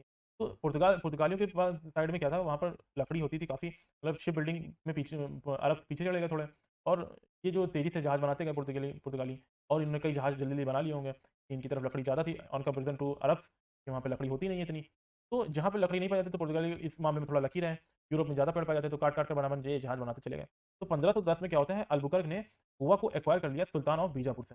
ठीक, तो बीजापुर के सुल्तान से इन्होंने गोवा को एक्वायर कर लिया, और उसके बाद इन्होंने पुर्तगाली लोगों से कहा कि आप लोकल लोगों से शादियाँ करो, और यहाँ पर अपना एस्टेब्लिश्ड हो जाओ एक तरीके से, मतलब बस जाओ। इससे क्या होगा कि हमें एक परमानेंट बस जाएँगे यहाँ पर। तो इससे जो इन्होंने इसके बाद इन्होंने क्या किया, जो कोकोनट फैक्ट्री है, कोकोनट कोर, जो कोकोनट की रस्सी होती है, उसको बनाने की जो फैक्ट्री थी, उसमें उसको बनाना स्टार्ट किया, गोवा, कोचीन। बेसिकली अब ये क्या कर रहे थे, अब ये लोकल ट्रेड में, जो लोकल व्यापार था, उसमें घुसने की भी कोशिश करने लगे थे ये। और पुर्तगीज़ जो है वो तम्बाकू लेकर आए थे भारत में पहले, इंडिया में पहले तम्बाकू नहीं उगता था। कैशू नट, काजू, इन सब का प्लांटेशन भी स्थापित किया था पुर्तगीज़ ने। आलू इनफैक्ट पुर्तगीज़ लेके आए थे, पहले इंडिया में आलू भी नहीं होता था। आलू भी ये लोग लेके आए थे। प्रिंटिंग प्रेस भी ये लोग लेकर आए थे। इनफैक्ट इरिगेशन नेटवर्क, जो सिंचाई का नेटवर्क है, रोड्स रोड है, वो भी इन्होंने बनवानी स्टार्ट कर दी थी। सती प्रथा को रोकने के लिए इन्होंने भी कोशिश करी थी, गोवा वाला जो इलाका है वहाँ पर। लेकिन इसके अलावा इन्होंने जो है इंक्विजिशन, धर्म परिवर्तन यहाँ पे करने की कोशिश करी थी। इंक्विजिशन हुए, स्पेनिश इंक्विजिशन का नाम शायद आप लोगों ने सुना हो। बहुत सारे इंक्विजिशन हुए, धर्म परिवर्तन हुए। तो क्या कहते हैं कि अगर धर्म के खिलाफ कोई भी बोलता था, मतलब क्रिश्चियनिटी के खिलाफ मेनली यही कह सकते हैं। और वहाँ पर पहले फैसला, तो इनका एक अदालत टाइप की बैठती थी वहाँ पर। एक वहाँ पर सब, जैसे कोई किसी ने बोला तो उसको धर्म के खिलाफ उनके, तो उनको एक अदालत टाइप का होता था, उसमें ले जाया जाता था। और वहाँ पर लगभग लगभग पहले से ही फैसला तैयार रहता था कि इनको सूली पर चढ़ाना है, इनको फांसी पर चढ़ाना है, ये फैसला लगभग लगभग तैयार रहता था। तो इस तरह के इंक्विजिशन का बहुत डर था उस समय। इस तरह के इंक्विजिशन आम बात थी, गोवा में बहुत बड़ी मात्रा में किए गए, बहुत ज़्यादा मात्रा में किए गए, बहुत एक तरीके से डर का माहौल था इंक्विजिशंस का। और कई लोगों को तो यहाँ पर कन्वर्ट किया गया था, मतलब बहुत लोगों को कन्वर्ट किया था, कई लोगों को, कोई मतलब कोई गिनती नहीं है इसकी कितने लोगों को कन्वर्ट किया था। फिर क्या होता है कि 1526 में मैंगलोर पोर्ट, जो कि यहाँ पर मैंगलोर पोर्ट जो कर्नाटक वाला रीजन है, कर्नाटक का जो अरेबियन सी वाला बॉर्डर पर जो पड़ता है, यहाँ पर देखेंगे ये मैंगलोर पोर्ट है। यहाँ पर उस पर अपना कब्जा जमा लिया था पुर्तगीज ने। उडुपी, यहाँ पे ये भी कर्नाटक में पड़ता है। उडुपी के पास में यहाँ पर एक आइलैंड है छोटा सा, तो ओ पार्डियो और दी संता मारिया, इन्होंने एक ये पुर्तगीज नाम है दे दिया था। आज इसको सेंट मैरीज आइलैंड के नाम से आज हम लोग इसको जानते हैं। 1526 में होता है ये, ठीक। फिर 1529 में एक नया गवर्नर आता है। 1529 में एक नया आता है, नीनो दा चूना, ये ऐसा करके नाम है, ठीक है। तो ये आते हैं भाई। उसके बाद 1530 में क्या होता है कि पुर्तगीज की जो इंडिया में कैपिटल थी, उसको कोचीन से गोवा शिफ्ट कर दिया जाता है। तो 1530 में कोचीन से गोवा शिफ्ट कर दिया जाता है कैपिटल को। तो ये सब क्वेश्चन पूछे जाते हैं कि गोवा पुर्तगीज की कैपिटल कब कहाँ से शिफ्ट कर दी गई थी। तो इन 1530 में जैसे शिफ्ट कर दी थी कोचीन से गोवा, तो ये सब क्वेश्चन पूछे जाते हैं। तो उसके बाद फिर बात करते हैं 1534 में ट्रीटी ऑफ बसीन साइन होती है 1534 में, पुर्तगीज एंड गुजरात के सुल्तान के बहादुर शाह के बीच। तो बसीन जो आइलैंड मिल गया था अब पुर्तगीज को इस ट्रीटी के बाद। तो इस तरह से आज का जो एरिया है यहाँ पर, मुंबई के पास वाला जो वसई विहार वाला एरिया है, पालघर डिस्ट्रिक्ट में, मुंबई के जो कुछ लोग होंगे उनको शायद आइडिया हो उस चीज़ का, और बाकी लोग भी मैप में देख सकते हैं, इतना कोई कठिन नहीं है। वसई विहार वाला इलाका है, पालघर डिस्ट्रिक्ट में पड़ता है, इन महाराष्ट्र, वो पुर्तगीज के पास आ गया, ठीक। तो ये जो बॉम्बे आइलैंड है, वहाँ पर पुर्तगीज का राज हो गया था। कैसे हुआ? तो 1534 में इन्होंने गुजरात के सुल्तान से इसे ले लिया था, मतलब एक ट्रीटी विटी साइन करी, उसके बाद ट्रीटी ऑफ बसीन उसके थ्रू इन्होंने लिया। और इन्होंने एक दीव में भी फैक्ट्री बनाई, और यहाँ पर भी धीरे धीरे इन्होंने एक स्ट्रॉन्ग किला बनाना दीव में भी शुरू कर दिया था। दीव ये गुजरात के पास जगह है, आइलैंड है एक, वहाँ पे पड़ता है दीव, ठीक। तो धीरे-धीरे उन्होंने स्ट्रॉन्ग किला वहाँ पे बनाना शुरू कर दिया था। बदले में क्या होता है, बदले में बहादुर शाह जो गुजरात के उस समय क्या कहते हैं सुल्तान था एक तरीके से, तो उनको क्या मिलता है, पुर्तगीज़ का नेवी का सपोर्ट मिलता है और अगेंस्ट द मुगल आर्मी। तो मुगल आर्मी में के अगेंस्ट, मुगल आर्मी के खिलाफ मतलब मुगल आर्मी के अगेंस्ट थे वो, मतलब वो अपनी अलग सल्तनत चला देते गुजरात में। तो बादशाह हुमायूँ जो था, जो उस समय बादशाह था, मतलब एम्पायर का पूरे इंडिया में जो एम्पायर चल रहा था उसमें, मतलब मुगल एम्पायर एक तरीके से कह सकते हैं। मुगल एम्पायर में जो बादशाह था हुमायूँ, तो उस वक्त मुगल एम्पायर था वो स्थापित था। मुगल एम्पायर स्थापित हो चुका है अब, मतलब 1526 में बाबर के बाद, इन्वेजन के बाद स्थापित हो गया है। अभी 1534 की बात करें, यानी कि 1534 की हम लोग बात कर रहे हैं, तो अभी हुमायूँ है यहाँ पर। तो हुमायूँ कोशिश करता था गुजरात को जीतने की, तो काफ़ी कोशिश करता है, तो हुमायूँ जीत नहीं पाता। लेकिन पुर्तगीज़ के सपोर्ट से बहादुर शाह ने तो अपना मतलब एम्पायर बचा लिया था, कंट्रोल मेंटेन रखा था, क्योंकि उनको पुर्तगीज़ का पीछे से सपोर्ट मिला था, तो इसलिए हुमायूँ गुजरात पर कंट्रोल अपना पूरी तरीके से नहीं स्थापित कर पाया। लेकिन उसके बाद क्या होता है, हुमायूँ अपनी दिल्ली की गद्दी भी गँवा बैठता है, और फिर कुछ टाइम के बाद फिर वो फिर से आ जाता है। तो वो क्या कहानी है कि दिल्ली की गद्दी गँवा बैठता है, वो मेडिवल हिस्ट्री जब हम लोग पढ़ेंगे तो उसमें जानेंगे, ठीक। अल्टीमेटली आप इतना ध्यान रखिए कि पुर्तगीज़ का सपोर्ट मिला था क्या कहते हैं गुजरात के सुल्तान बहादुर शाह को, ठीक। इसी वजह से वो अपनी गद्दी बचाने में कामयाब हुए थे अगेंस्ट द मुगल बादशाह हुमायूँ, ठीक। इतनी बात याद रखेंगे। लेकिन इस बीच क्या होता है कि जो गुजरात के सुल्तान एंड पुर्तगीज़ के बीच में भी एक रिलेशन खराब हो जाते हैं कुछ, इसके बाद थोड़े, मतलब ये सब हो गया, फिर कुछ रिलेशन खराब हो जाते होंगे किसी बात को लेकर। तो क्या होता है, सुल्तान बहादुर शाह जो थे, ये पुर्तगीज़ को बोलते हैं कि तुम दीव छोड़कर चले जाओ, क्योंकि दीव जो है ये बॉर्डर है, या मतलब एक गुजरात के पास में ही एक आइलैंड पड़ता है, ठीक। तो ये कहते हैं गुजरात के सुल्तान कि आप दीव छोड़ के चले जाओ, और सुल्तान क्या करते हैं कि पुर्तगीज़ के जो वायसराय है, शिप है, उसको अपने पास बुलाते हैं, और शिप्स को अपने पास बुलाते हैं और वायसराय को मर्डर कर देते हैं यहाँ पर। तो फिर उसके बाद फिर क्या होता है, पुर्तगीज़ को गुस्सा आ जाता है, वो गुस्सा आ जाता है पुर्तगीज़ को, और द्वीप पर आते हैं, मतलब द्वीप पर आते हैं, दमन दीव वाले द्वीप। और फिर एक लड़ाई हो जाती है वहाँ पे, 1538 में एक लड़ाई होती है, सीज ऑफ दीव होती है वहाँ पे। दीव को पूरी तरह चारों तरीके से घेर लिया जाता है और सीज कर दिया जाता है। फिर उसके बाद में क्या होता है, दीव हमेशा के लिए पुर्तगीज़ कंट्रोल में चला जाता है, ठीक। तो ये कहानी रही थी। तो 1546 में क्या होता है, फिर आते हैं सेंट फ्रांसिस जेवियर, जो कि बहुत फेमस क्या है, सेंट है। वो सेंट मतलब कि प्रीस्ट वगैरह इनमें होते हैं, सेंट वो आते हैं गोवा में, इंक्विजिशंस होते हैं, नॉन क्रिश्चियन का प्रोसिक्यूशन किया जाता है, मतलब कि बहुत सताया जाता है जो नॉन क्रिश्चियन नहीं होते हैं, मतलब क्रिश्चियन जो नहीं होते उनको बहुत सताया जाता है, चाहे वो हिंदी हो चाहे मुस्लिम हो, सबको सताया जाता है। किसी के साथ कोई भेदभाव नहीं करते, सबको बराबर सताते हैं। फिर 1579 के बाद से कई क्रिश्चियन मिशनरीज मुगल दरबार में भी जाते हैं, और इनफैक्ट इन्होंने क्या किया, मुगल बादशाह अकबर को भी कन्वर्ट करने की कोशिश करी। मतलब इतने बड़े बड़े सपने पुर्तगीज लेके आए थे कि मुगल बादशाह को कन्वर्ट करा लो एक बार, तो ये सोच कर कि मुगल बादशाह को ही कन्वर्ट कर लेंगे तो पूरा का पूरा इंडिया हमारा हो जाएगा। तो इन्होंने मुगल बादशाह को ही कंट्रोल, धर्म परिवर्तन करने की कोशिश कर दी वहाँ। तो उसके बाद तो अकबर तो थोड़ा दिमागदार आदमी था, इनको सबको बुलाया, इनको बैठाला और कहा कि आइए थियोलॉजी पे बात करते हैं, धर्मशास्त्र पर बात करते हैं, डिस्कशन करते हैं धर्मशास्त्र के ऊपर, किस कौन सा धर्म अच्छा है, कौन सा खराब है। तो इनका मतलब हिसाब किताब थोड़ा गड़बड़ा गया वहीं पे, जब ये सब बात करने लगे होंगे। तो फिर क्या होता है, फिर नीनो द चुना ये जो गवर्नर है, इन्होंने क्या किया, बंगाल के अंदर भी फैक्ट्री स्थापित करने के लिए कोशिश करी। पुर्तगीज ट्रेडर्स को भी उसने हुगली के पोर्ट में एक तरीके से परमानेंटली बैठा दिया। हुगली पोर्ट है वहाँ पे, वहाँ पे परमानेंटली बैठा दिया इन्होंने बंगाल में हुगली पोर्ट। ठीक, that is called port Hooghly, आज इसे बंदेल नाम से जानते हैं हम लोग। तो पुर्तगीज ने 1559 में दमन को भी कैप्चर कर लिया 1559 में। उसके बाद फिर क्या हुआ, पुर्तगीज अब लोकल डेक्कन के पॉलिटिक्स में भी थोड़ा बहुत इंटरफेयर करने लगे थे। विजयनगर वेस्ट डेक्कन सुल्तान की लड़ाई थी, उसमें थोड़ा बहुत इंटरफेयर करने लगे। उसमें जो वो इन्फ्लुएंस बना अपना मतलब अपना इन्फ्लुएंस बनाने की कोशिश की कि हम कैसे अपना ज़्यादा से ज़्यादा प्रभाव इस लड़ाई में अपना दिखा पाते हैं। प्रभाव मतलब कि एक तरीके से ये कह सकते हैं कि जिधर हम जाएँ उधर कहीं पल्लड़ा भारी हो, एक तरीके से इस तरीके की कोशिश करने लगे। तो किसी को भी बोलते कि हम उनको नेवल सपोर्ट दे देंगे, किसी को बोलते कि हम अपनी मिलिट्री सपोर्ट दे देंगे। मुगल एंड मराठा के बीच में भी जो इंटरफेयर चल रहा था उस समय, अभी सेकंड लेसन में आपने बताया हमने, तो वहाँ में भी ये किसी ना किसी को सपोर्ट, कभी मराठा को सपोर्ट करते, कभी मुगल्स का भी सपोर्ट करते हैं। तो ये हर तरह कहीं ना कहीं अपना मतलब सबको सपोर्ट करना, सबको मतलब साथ में कि अपना एक किसी का स्टेब्लिशमेंट अपना यहाँ पे दिखाने की कोशिश कर रहे थे कि हम यहीं पे रहते हैं, यहीं पे सब इस तरीके से। तो 1565 में फिर बैटल ऑफ ताला क्या होता है, तालीकोटा होती है, बैटल ऑफ तालीकोटा होती है। फिर इसमें क्या होता है, बैटल ऑफ तालीकोटा में के बाद विजयनगर एम्पायर एक तरीके से खत्म हो जाता है बैटल ऑफ तालीकोटा के बाद। फिर उसके बाद फिर डेक्कन सल्तनत ये सब जो है पावरफुल होनी स्टार्ट हो जाते हैं। विजयनगर जब एम्पायर खत्म होता है, फिर धीरे धीरे डेक्कन की जो और मतलब कई हिस्सों में बढ़ जाते हैं, कई एम्पायर छोटे छोटे बन जाते हैं, जिस तरीके से मुगल एम्पायर टूट के छोटे छोटे एम्पायर में। तो जब मिडिवल हिस्ट्री पढ़ेंगे विजयनगर एम्पायर हम लोग थोड़ा बहुत जानेंगे, तब थोड़ी और क्लैरिटी मिलेगी। अभी इतना मॉडर्न हिस्ट्री में तो अभी थोड़ा हल्का हल्का ही जरूरी है। ठीक, तो क्या कहते हैं कि टूट गया फिर विजयनगर एम्पायर, तो कई छोटी छोटी डेक्कन में रियासतें बन गई। ठीक, छोटे छोटे मतलब किंगडम्स बन गए। ठीक, तो फिर क्या हुआ, अगर ये फिर क्या होता है, पुर्तगीज ने नॉन एग्रेशन ट्रीटी साइन करते हैं ये, क्योंकि क्या मतलब जितने भी छोटे मोटे एम्पायर होते हैं वहाँ पे सबसे, क्योंकि पुर्तगीज को दिख गया था कि ये जो ये अगर भगाने पे हमको उतारा है, तो ये हमको एक ही दो दिन में ये सब भगा देंगे। तो इसमें इन्होंने क्या किया, सबसे ट्रीटी पुर्तगीज ने सबसे जितने भी छोटे मोटे एम्पायर होंगे सबसे इन्होंने ट्रीटी साइन करना स्टार्ट किया। इसलिए आप देखोगे कि जो गोवा वाला जो एरिया है वो काफी छोटा एरिया है। वो इतने सालों समय तक इतने सालों तक इसीलिए सेफ रह पाया क्योंकि इन्होंने सभी के साथ कोई ना कोई ट्रीटी साइन कर रखी थी।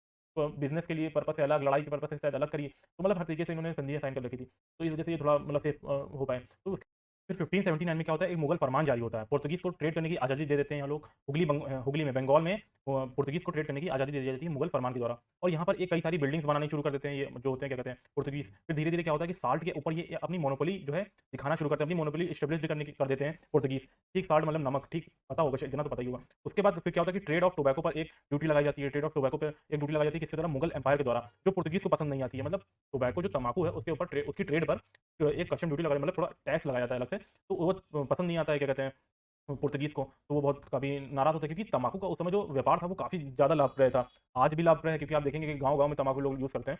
तो तम्बाकू का व्यापार उस समय बहुत ज़्यादा लाभदायक था, तो उसके ऊपर जो ड्यूटी लगाई जाती है तो वो इनको पसंद नहीं आती है। तो फिर क्या करते हैं पुर्तगीज़ कि ये स्लेव्स को यानी कि दास को, जो दास एक तरफ से गुलाम कह सकते हैं, गुलाम जो मतलब उनसे गुलाम की तरह लोग होते हैं, उनको गुलाम की तरह यूज़ करने के लिए, तो उसकी ट्रेडिंग ये लोग शुरू कर देते हैं। मतलब स्लेव्स को बेचना शुरू कर देते हैं एक तरीके से ये लोग पुर्तगीज़, और इसके लिए कई लोगों को कैप्चर कर लेते हैं, इस तरीके से। कैप्चर करके बंदी बना लेते हैं और उनको फिर बेचना शुरू कर देते हैं। और फिर हिंदू मुस्लिम एंड धीरे धीरे उनको क्रिश्चियन में कन्वर्ट करते हैं। क्या करते हैं, पहले हिंदू मुस्लिम कोई भी मतलब अलग दूसरे रिलीजन का होता था, पहले उनको क्रिश्चियन में कन्वर्ट किया। फिर जब वो क्रिश्चियन में कन्वर्ट हो गया तो उससे फिर धीरे धीरे अपना मतलब जो मतलब डेली यूज का काम होता है इस तरीके से काम करा देते हैं। फिर काम कराते थोड़ा मतलब कि काम में ढल गया जैसे थोड़ा बहुत, फिर उसको स्लेव के तरीके से भी उनको बेच दिया जाता था, मतलब उनको बेचते थे।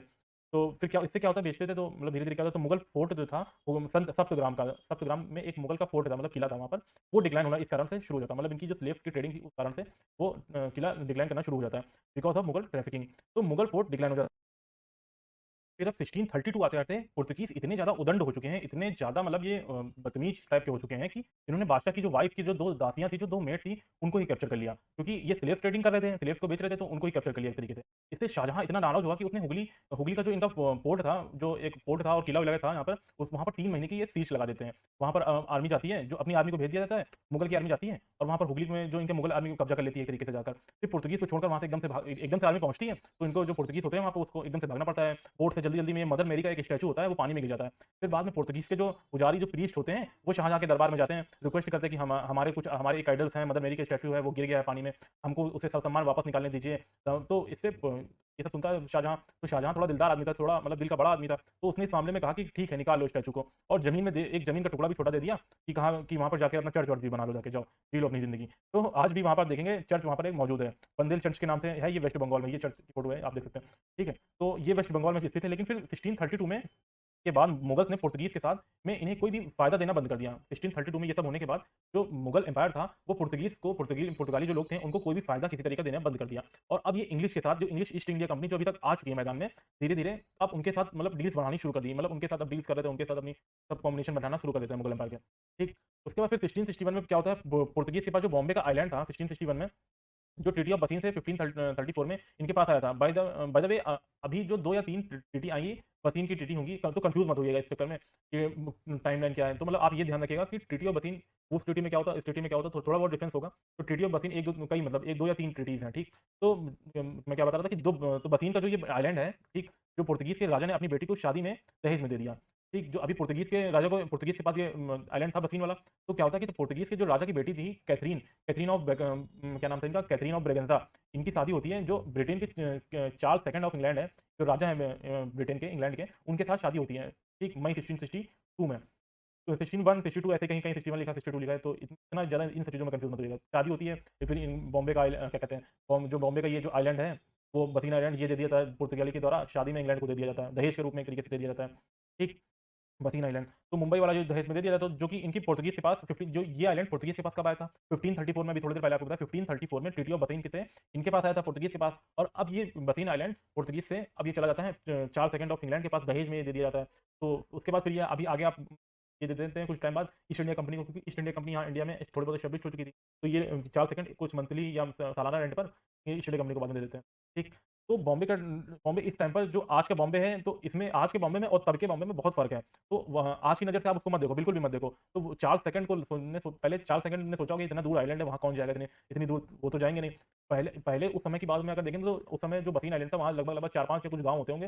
गाँव थे मतलब कि जो फिशिंग मतलब मछली-वछली पकड़ के मतलब अपना गुज़ारा-वुज़ारा करते थे, थोड़ा बहुत ट्रेडिंग वेडिंग में काम करते थे। तो इधर-उधर बस गाँव टाइप के थे। तो पुर्तगीज़ के राजा को दे दिया था उन्होंने, तो सोचा बस ये ज़मीन का टुकड़ा ही है तो है। और इस वजह इस हिसाब से दे दिया, तो पुर्तगाल के जो राजा सोचा था कि मैं इतना बड़ा आइलैंड वहाँ इतनी दूर है, हज़ारों किलोमीटर दूर, सात समुंदर दूर, मैं तो वहाँ जाऊँगा नहीं। तो उन्होंने बाद में फिर उन्होंने दे दिया, क्या ईस्ट इंडिया कंपनी को दे दिया था बाद में। ठीक। तो पहले मिडिवल टाइम पे क्या होता था कि राजा हार्डली मतलब कि अपनी कैपिटल से बाहर जाता था, अपने मतलब जो उनका रीजन होता था वहीं पे कोर एरिया में ही रहते थे। इतना बड़े-बड़े महल होते थे, इतना उनको घूमने फिरने के लिए अलग-अलग चीज़ें बनाई जाती थी। तो वहीं मेनली उसी एरिया में रहते थे, हार्डली कभी ज़रूरत होती थी तभी वो निकलते थे, या फिर कोई ना कोई फंक्शन होता था तब थोड़ा बहुत इधर-उधर जाना होता था। ज़्यादा कहीं निकलते नहीं थे, तो वो लोग इतना आते नहीं थे यहाँ पे। उस समय तब के टाइम नहीं आते थे।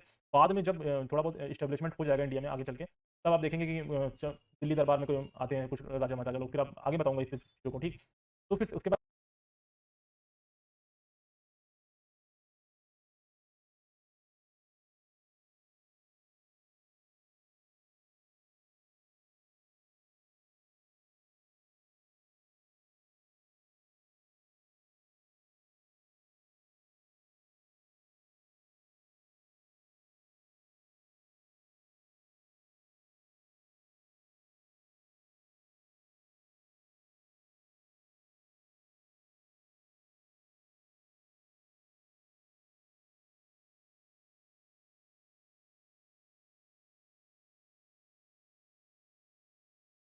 लेकिन 1779 में उसके बाद थोड़ा-सा उत्तर में वहीं पर दादर और नगर हवेली भी मिल गए पुर्तगीज़ को, ठीक?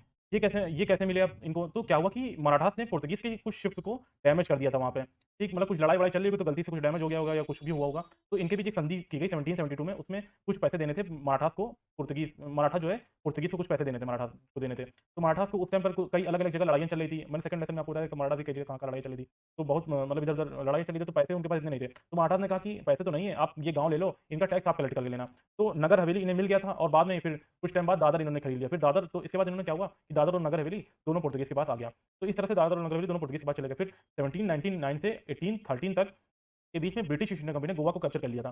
ठीक 1799 से 1813 तक गोवा को कैप्चर कर लिया था ब्रिटिश ईस्ट इंडिया कंपनी ने। तो कुछ टाइम के लिए गोवा पुर्तगीज़ के कंट्रोल में से बाहर चला गया था इस बीच में। ठीक, लेकिन फिर इनकी एक डील हुई, फिर गोवा पुर्तगीज़ कंट्रोल में फिर वापस दे दिया गया। ठीक, और फिर 1843 में पुर्तगीज़ ने कैपिटल अपना शिफ्ट कर लिया, ओल्ड गोवा से न्यू गोवा कर लिया। 1843 में अपनी पुर्तगीज़ ने अपना कैपिटल शिफ्ट कर लिया, ओल्ड गोवा से न्यू गोवा कर लिया। ठीक, ये भी पूछा जाता है कभी-कभी क्वेश्चन। तो आज कैपिटल जो आप देख रहे हैं गोवा का पणजिम, यही है इनका कैपिटल बन गया था, मतलब एक तरीके से न्यू गोवा। तो इस तरह से 200 साल के टाइम में पीरियड में पुर्तगीज़ ने अपने आउटपोस्ट, बहुत सारे आउटपोस्ट यहाँ पे बना दिए हैं। तो देख सकते हैं आप इनकी कितनी, तो इस तरह से पुर्तगीज़ 200 साल में बहुत सारे आउटपोस्ट बना दिए। तो बहुत बड़ा फुटप्रिंट स्थापित कर चुके हैं यहाँ पर पुर्तगीज़ अपना। ठीक? तो आपके मन में ये सवाल आ रहा होगा कि इतना अगर इतना बड़ा फुटप्रिंट था तो फिर आज पोर्तुगीज़ कॉलोनी क्यों नहीं बन गए? मतलब उसके बाद इंडिया पोर्तुगीज़ कॉलोनी क्यों नहीं बना? ईस्ट इंडिया कंपनी की colony British east India company की कॉलोनी क्यों बना? तो उसके पीछे भी कई रीज़न्स हैं। तो पहला रीज़न इसका ये है क्योंकि पोर्तुगीज़ अपने जो कोस्टल एरियाज़ थे कोस्टल एरियाज़ के अंदर की जो ज़मीन पर खुद को स्थापित नहीं कर पाए। मतलब कोस्टल एरियाज़ में जो कोस्टल जो बंदरगाह वाला इलाका था वहाँ पर तो ठीक-ठाक थे, लेकिन उसके अंदर जो थोड़ा स्थापित नहीं पा रहे। क्यों? क्योंकि ये मुगल एम्पायर से टकरा नहीं पाए एक तरीके से। एक तरीके से ये कह सकते हैं कि मुगल एम्पायर की आर्मी इन पर भारी पड़ती थी वहाँ पर, क्योंकि उस टाइम मुगल एम्पायर ज़्यादा पावरफुल था और इनसे ज़्यादा पावरफुल था, तो मुगल एम्पायर से लोग नहीं टकरा पाए, तो इस वजह से थोड़ा मतलब नहीं हो पाया। तो पोर्तुगीज़ नेवल पावर तो थे, नेवल पावर इनका आधिपत्य पूरी तरीके से चल रहा था, पूरा मतलब एक शानदार नेवल पावर थी, लेकिन ज़मीनी स्तर पर इनकी आर्मी इतनी मजबूत नहीं थी, ठीक? तो ये लोकल एम्पायर जैसे कि मुगल एम्पायर, विजयनगर एम्पायर या फिर डेक्कन के जो सल्तनत हैं, उनसे लड़ सकें, इतनी मतलब इनकी क्षमता नहीं थी, ठीक? यहाँ पर ये ब्रिटिश ईस्ट इंडिया कंपनी ने बहुत समझदारी दिखाई। ब्रिटिश ईस्ट इंडिया कंपनी ने क्या किया, जो लोकल राजा थे, लोकल राजाओं से दोस्ती करी, उनके रिसोर्सेज़, उनकी आर्मीज़ को यूज़ किया दूसरे राजाओं, दूसरी की आर्मी को हराने में। फिर उनसे भी दोस्ती कर ली, उनसे संधि साइन कर ली, फिर दोनों की आर्मी मिला के फिर तीसरे को हराया। फिर इस तरीके से फिर 2 लोगों की आर्मी को मिला के फिर तीसरे को हराया। मतलब कि बहुत सूझबूझ से उन्होंने काम किया और इसी कारण वो थोड़ा मतलब एस्टेब्लिश्ड हो पाए। ठीक, फिर दूसरा कारण क्या था पोर्तुगीज़ का कॉलोनी ना बनने का? तो पोर्तुगीज़ थोड़ा ज़्यादा कट्टर लोग टाइप के लोग, थोड़ा रिलीजियस टाइप के लोग थे। ठीक, रिलीजियस कट्टरता थी, थोड़ा रूढ़िवादी टाइप के थे। बहुत सारे धर्म परिवर्तन कराने पे बिलीव रखते थे ये लोग। जो लोकल लोग थे, जो धार्मिक तौर पर इन्हें फॉलो नहीं करते होते थे, उन्हें यातनाएँ देते थे, उनको बहुत परेशान करते थे एक तरीके से। तो लोग इनके रास्ते काफ़ी ज़्यादा खुश नहीं थे। वैसे ब्रिटिश ईस्ट इंडिया कंपनी में भी बहुत यातनाएँ दी गई, बहुत लोगों को धर्म परिवर्तन किया गया, उसमें कोई डाउट नहीं है, कोई शक नहीं है। लेकिन इनके टाइम में भी बहुत यातनाएँ दी, मतलब ये बिलीव ही उसी पे करते थे कि धार्मिक परिवर्तन कराने पर ही बिलीव करते थे। यानी कि ये ट्रेड व्यापार तो करवा रहे थे, लेकिन जो रिलीजियस कन्वर्जन थे और रिलीजियस यातनाएँ दी गई, उसको लोग उससे बहुत खुश नहीं थे, मतलब बहुत नाराज़ थे। गोवा के कई हिस्टोरियंस आपको ये बताएँगे कि किस तरह से पोर्तुगीज़ रूल में मंदिर तोड़े गए और जबरन परिवर्तन कराए गए लोगों के। तो इन चीज़ों को गलत इम्पैक्ट तो पड़ता ही पड़ता है, डेफ़िनिटली पड़ता है, ठीक? तो उसके कारण ये काफ़ी मतलब पीछे हो गए ईस्ट इंडिया कंपनी से, ठीक? और उसके बाद थर्ड कारण क्या रहा? तो थर्ड पोर्तुगीज़ का जो एडमिनिस्ट्रेशन था, वो बहुत ही करप्ट था, मतलब बहुत अच्छा नहीं था, बहुत ज़्यादा करप्ट था, भ्रष्टाचार से भरा हुआ था। वहाँ पर जो ऑफ़िसर थे, उनका बस ये मन था कि पैसे कमाओ, पोर्तुगीज़ एम्पायर गया तेल लेने, मतलब पोर्तुगीज़ एम्पायर से इनको मतलब नहीं था, जो इतना बड़ा एम्पायर चल रहा है यहाँ से वहाँ तक, उससे मतलब नहीं था। वो खुद की जेब कुछ टाइम के लिए ब्रिटिश ऑफ़िसर्स का भी यही मन होता था कि पैसे कमा लेते थे, लेकिन ये ब्रिटिश ईस्ट इंडिया कंपनी की किस्मत इसलिए अच्छी रही कि कुछ-कुछ समय पर आप देखेंगे कि इन्होंने बहुत अच्छे एडमिनिस्ट्रेटर्स आए, मतलब गवर्नर वगैरह इनके अच्छे-अच्छे आ गए बीच-बीच में, जो एम्पायर की प्रोग्रेस पे ध्यान देते थे। एम्पायर कैसे बड़ा हो उसके ऊपर ध्यान दिया जिन्होंने। वैसे ईस्ट इंडिया कंपनी ने के भी ऑफिसर्स यही करते थे कि खुद की जेबें भरते थे और एम्पायर क्या तेल लेना, उससे नहीं मतलब है। तो जिन्होंने एम्पायर को स्ट्रॉन्ग किया, ना कि पर्सनल इंटरेस्ट को ध्यान में रखा, तो उन्होंने थोड़ा बहुत अच्छा काम किया। तो पुर्तगालियों के साथ ये प्रॉब्लम हो गई थी कि शुरू-शुरू में तो एक से बढ़कर एक खिलाड़ी आए, लेकिन बाद में ये सब ऑफिसर्स आए कि सब फेल हो गए। वास्को डी गामा आए, उसके बाद Francisco de Almeida, Nino the चुना, ये सब थोड़ा ठीक थे। उसके बाद फिर एक के बाद एक अच्छे, शुरुआत में काफ़ी अच्छे आए, लेकिन उसके बाद फिर धीरे-धीरे खराब होते गए सब मामला। तो जो भी ऑफिसर बाद में आते गए, उनका बस यही था, आओ पैसे कमाओ और करप्शन करके चले जाओ, बस और कोई मतलब नहीं था। तो उनके लिए जो इम्पोर्टेंट चीज़ थी वो एम्पायर को ग्रो करना नहीं था, वो खुद का मतलब अपने आप को आगे बढ़ाना था बस, अपनी कमाई करना था। तो अगला कारण ये है कि उसके बाद थर्ड फोर्थ कारण ये है इसका कि पुर्तगाली जो हैं वो 1580 में जो स्पेन के अधीन चला गया था। मतलब 1580 में पुर्तगाल पूरा वो स्पेन के अधीन चला गया था, मतलब स्पेन के ओवरलॉर्डशिप में था, मतलब स्पेन के अंडर में था एक तरीके से, ठीक? पुर्तगाल का जो किंगडम था वो स्पेन के अधीन हो गया। तो स्पेन का इतना इंटरेस्ट नहीं था कि वो उनका मतलब पुर्तगाल में इतना इंटरेस्ट नहीं था कि हम पुर्तगाल का एम्पायर को बढ़ाएँ। मतलब वो स्पेन का जो अपना एम्पायर, वो अपना खुद का एम्पायर बढ़ाने में लगे थे। अपने मतलब जो अच्छे रिसोर्सेज़ होते थे वो अपने एम्पायर में लगाते थे। उसके बाद जो बचे-कुचे रिसोर्सेज़ हैं वो पुर्तगाल के एम्पायर में यूज़ होते थे। तो इस तरह चल रहा था, तो ज़ाहिर-सी बात है इनका एम्पायर का थोड़ा कमज़ोर तो पड़ ही जाएगा in comparison to other empires, ठीक? तो पुर्तगाल एक छोटा देश भी है, मतलब ऑन द लैंड एरिया इतना बड़ा देश कंट्री नहीं है। उसके रिसोर्सेज़ भी लिमिटेड है। तो हाँ, बना लोगे जहाज़, 100 बना लोगे, 200 बना लोगे, 300, 400, 500 बना लोगे, लेकिन एकदम से 1000 तो नहीं बना पाओगे ना। उतने लोग भी तुम्हें चाहिए, उतनी जगह भी तो चाहिए, तो वो तो इतना नहीं हो पाएगा। तो क्योंकि पुर्तगाल के पास जगह कम थी, तो in comparison to other countries, जैसे अगर फ्रांस की बात करें, फ्रेंच की बात करें, ब्रिटिश की बात करें, इन कंपैरिज़न टू ये कंट्रीज़, इनकी जो लैंड थी, इनका जो एरिया था वो थोड़ा कम था, तो इसीलिए वो बहुत आगे तक नहीं बढ़ पाए। लेकिन उसके पास जो पोर्ट्स थे, जो गोवा के जैसे एरिया थे, उसको वो 1950s तक होल्ड करने में सफल रहते हैं एक तरीके से। जो गोवा लेक आता बस उसी को, और बाकी कुछ ये नहीं बचा पाया अपना फिर, ठीक है? तो फिर इसके बाद तो अब डच के बारे में थोड़ा बात कर लेते हैं। तो इसमें कुछ ज़्यादा कुछ तो है नहीं बताने को, लेकिन कुछ मतलब इम्पोर्टेंट नहीं है ज़्यादा कुछ, थोड़ा बहुत जो इम्पोर्टेंट है वो बता देते हैं। बाकी आप कहानी के थ्रू थ्रू आप सुन लो एक बार, जानना तो ज़रूरी ही है। ठीक, पता तो होना ही चाहिए। ठीक, तो क्या होता है कि 1594 में डच ने अपनी पहली कंपनी बनाई जिसका नाम था Dutch company of distinct land. ठीक, और इसका क्या काम था कि पुर्तगीज़ को जो पुर्तगालियों की बढ़ती मोनोपोली है उसको तोड़ना। तो इस कंपनी के जो ऑफिसर थे सबसे पहले पहुँचे इंडोनेशिया, वहाँ से 400% प्रॉफिट लेकर आए। स्पाइसेस के ट्रेड में इन्होंने 400% प्रॉफिट लेके आए। फिर 1602 में एक और कंपनी बना दी जाती है जिसका नाम था United east India company, POC. इसका मतलब वीओसी इसका नाम था और मतलब वीओसी का फुल फॉर्म था ये मतलब ये डच का नाम डच की तरीके से नाम था वीरेंगनी ओस्ट्रिया कंपनी इस तरीके से नाम था। ठीक, वैसे डच जो कंपनी है ये मतलब नीदरलैंड मतलब कहते हैं डच को नीदरलैंड वाले अभी काफ़ी लोगों को इसमें कन्फ्यूजन होता है कि डच कहाँ कौन से थे। तो नीदरलैंड जो आज की मॉडर्न डे नीदरलैंड नाम है आज कंट्री का, वही डच उसी की बात हो रही है, वही डच है। ठीक, तो वीओसी कंपनी बनाई थी। कंपनी वीओसी जो कंपनी है ये दुनिया की पहली मॉडर्न कंपनी जैसा स्ट्रक्चर होने वाली कंपनी थी। तो ये मॉडर्न कॉर्पोरेट फर्म की तरह जिन्होंने बनाई कॉर्पोरेट फर्म की तरह बनाई गई थी एक तरीके से। इस कंपनी को वहाँ के राजा गवर्नमेंट के द्वारा क्या-क्या मतलब वो मिली थी परमिशन मिली थी कि आप लड़ाई लड़ सकते हो, कहीं पर भी संधि साइन कर सकते हो, फॉरेन टेरिटरी होल्ड कर सकते हो, ले सकते हो और जहाँ चाहो वहाँ फोर्ट, किला वगैरह बना सकते हो। ये सब पावर वहाँ के राजा या गवर्नमेंट के द्वारा इस वीओसी कंपनी को दी गई थी। तो ये इस कंपनी का ऑफिस था इस तरीके से मतलब कि यहाँ पे देखिए आप ये वीओ कंपनी इस तरीके से मतलब इनका टाइटल और ये झंडा टाइप का थोड़ा बहुत इस तरीके से था। ठीक, तो डच ने जो आज का जो शेयर होल्डिंग का फॉर्मूला था, उसको इन्होंने समझ लिया था। पहले क्या था कि मान लो कि एक आदमी है और उसके पास 10 जहाज़ हैं, ठीक? और अगर किसी तूफ़ान में 2 जहाज़ डूब गए, तो क्या होगा 2 जहाज़ डूब गए तो उसका क्या हुआ 20% तक तो लॉस हो गया। तो डच लोगों ने क्या स्कीम निकाली कि तो ऐसे नॉर्मली तो ये होता था उस समय पहले के टाइम पे इतना तो होता था कि 10 जहाज़ गए तो 2 डूब गए या 1 डूब गया।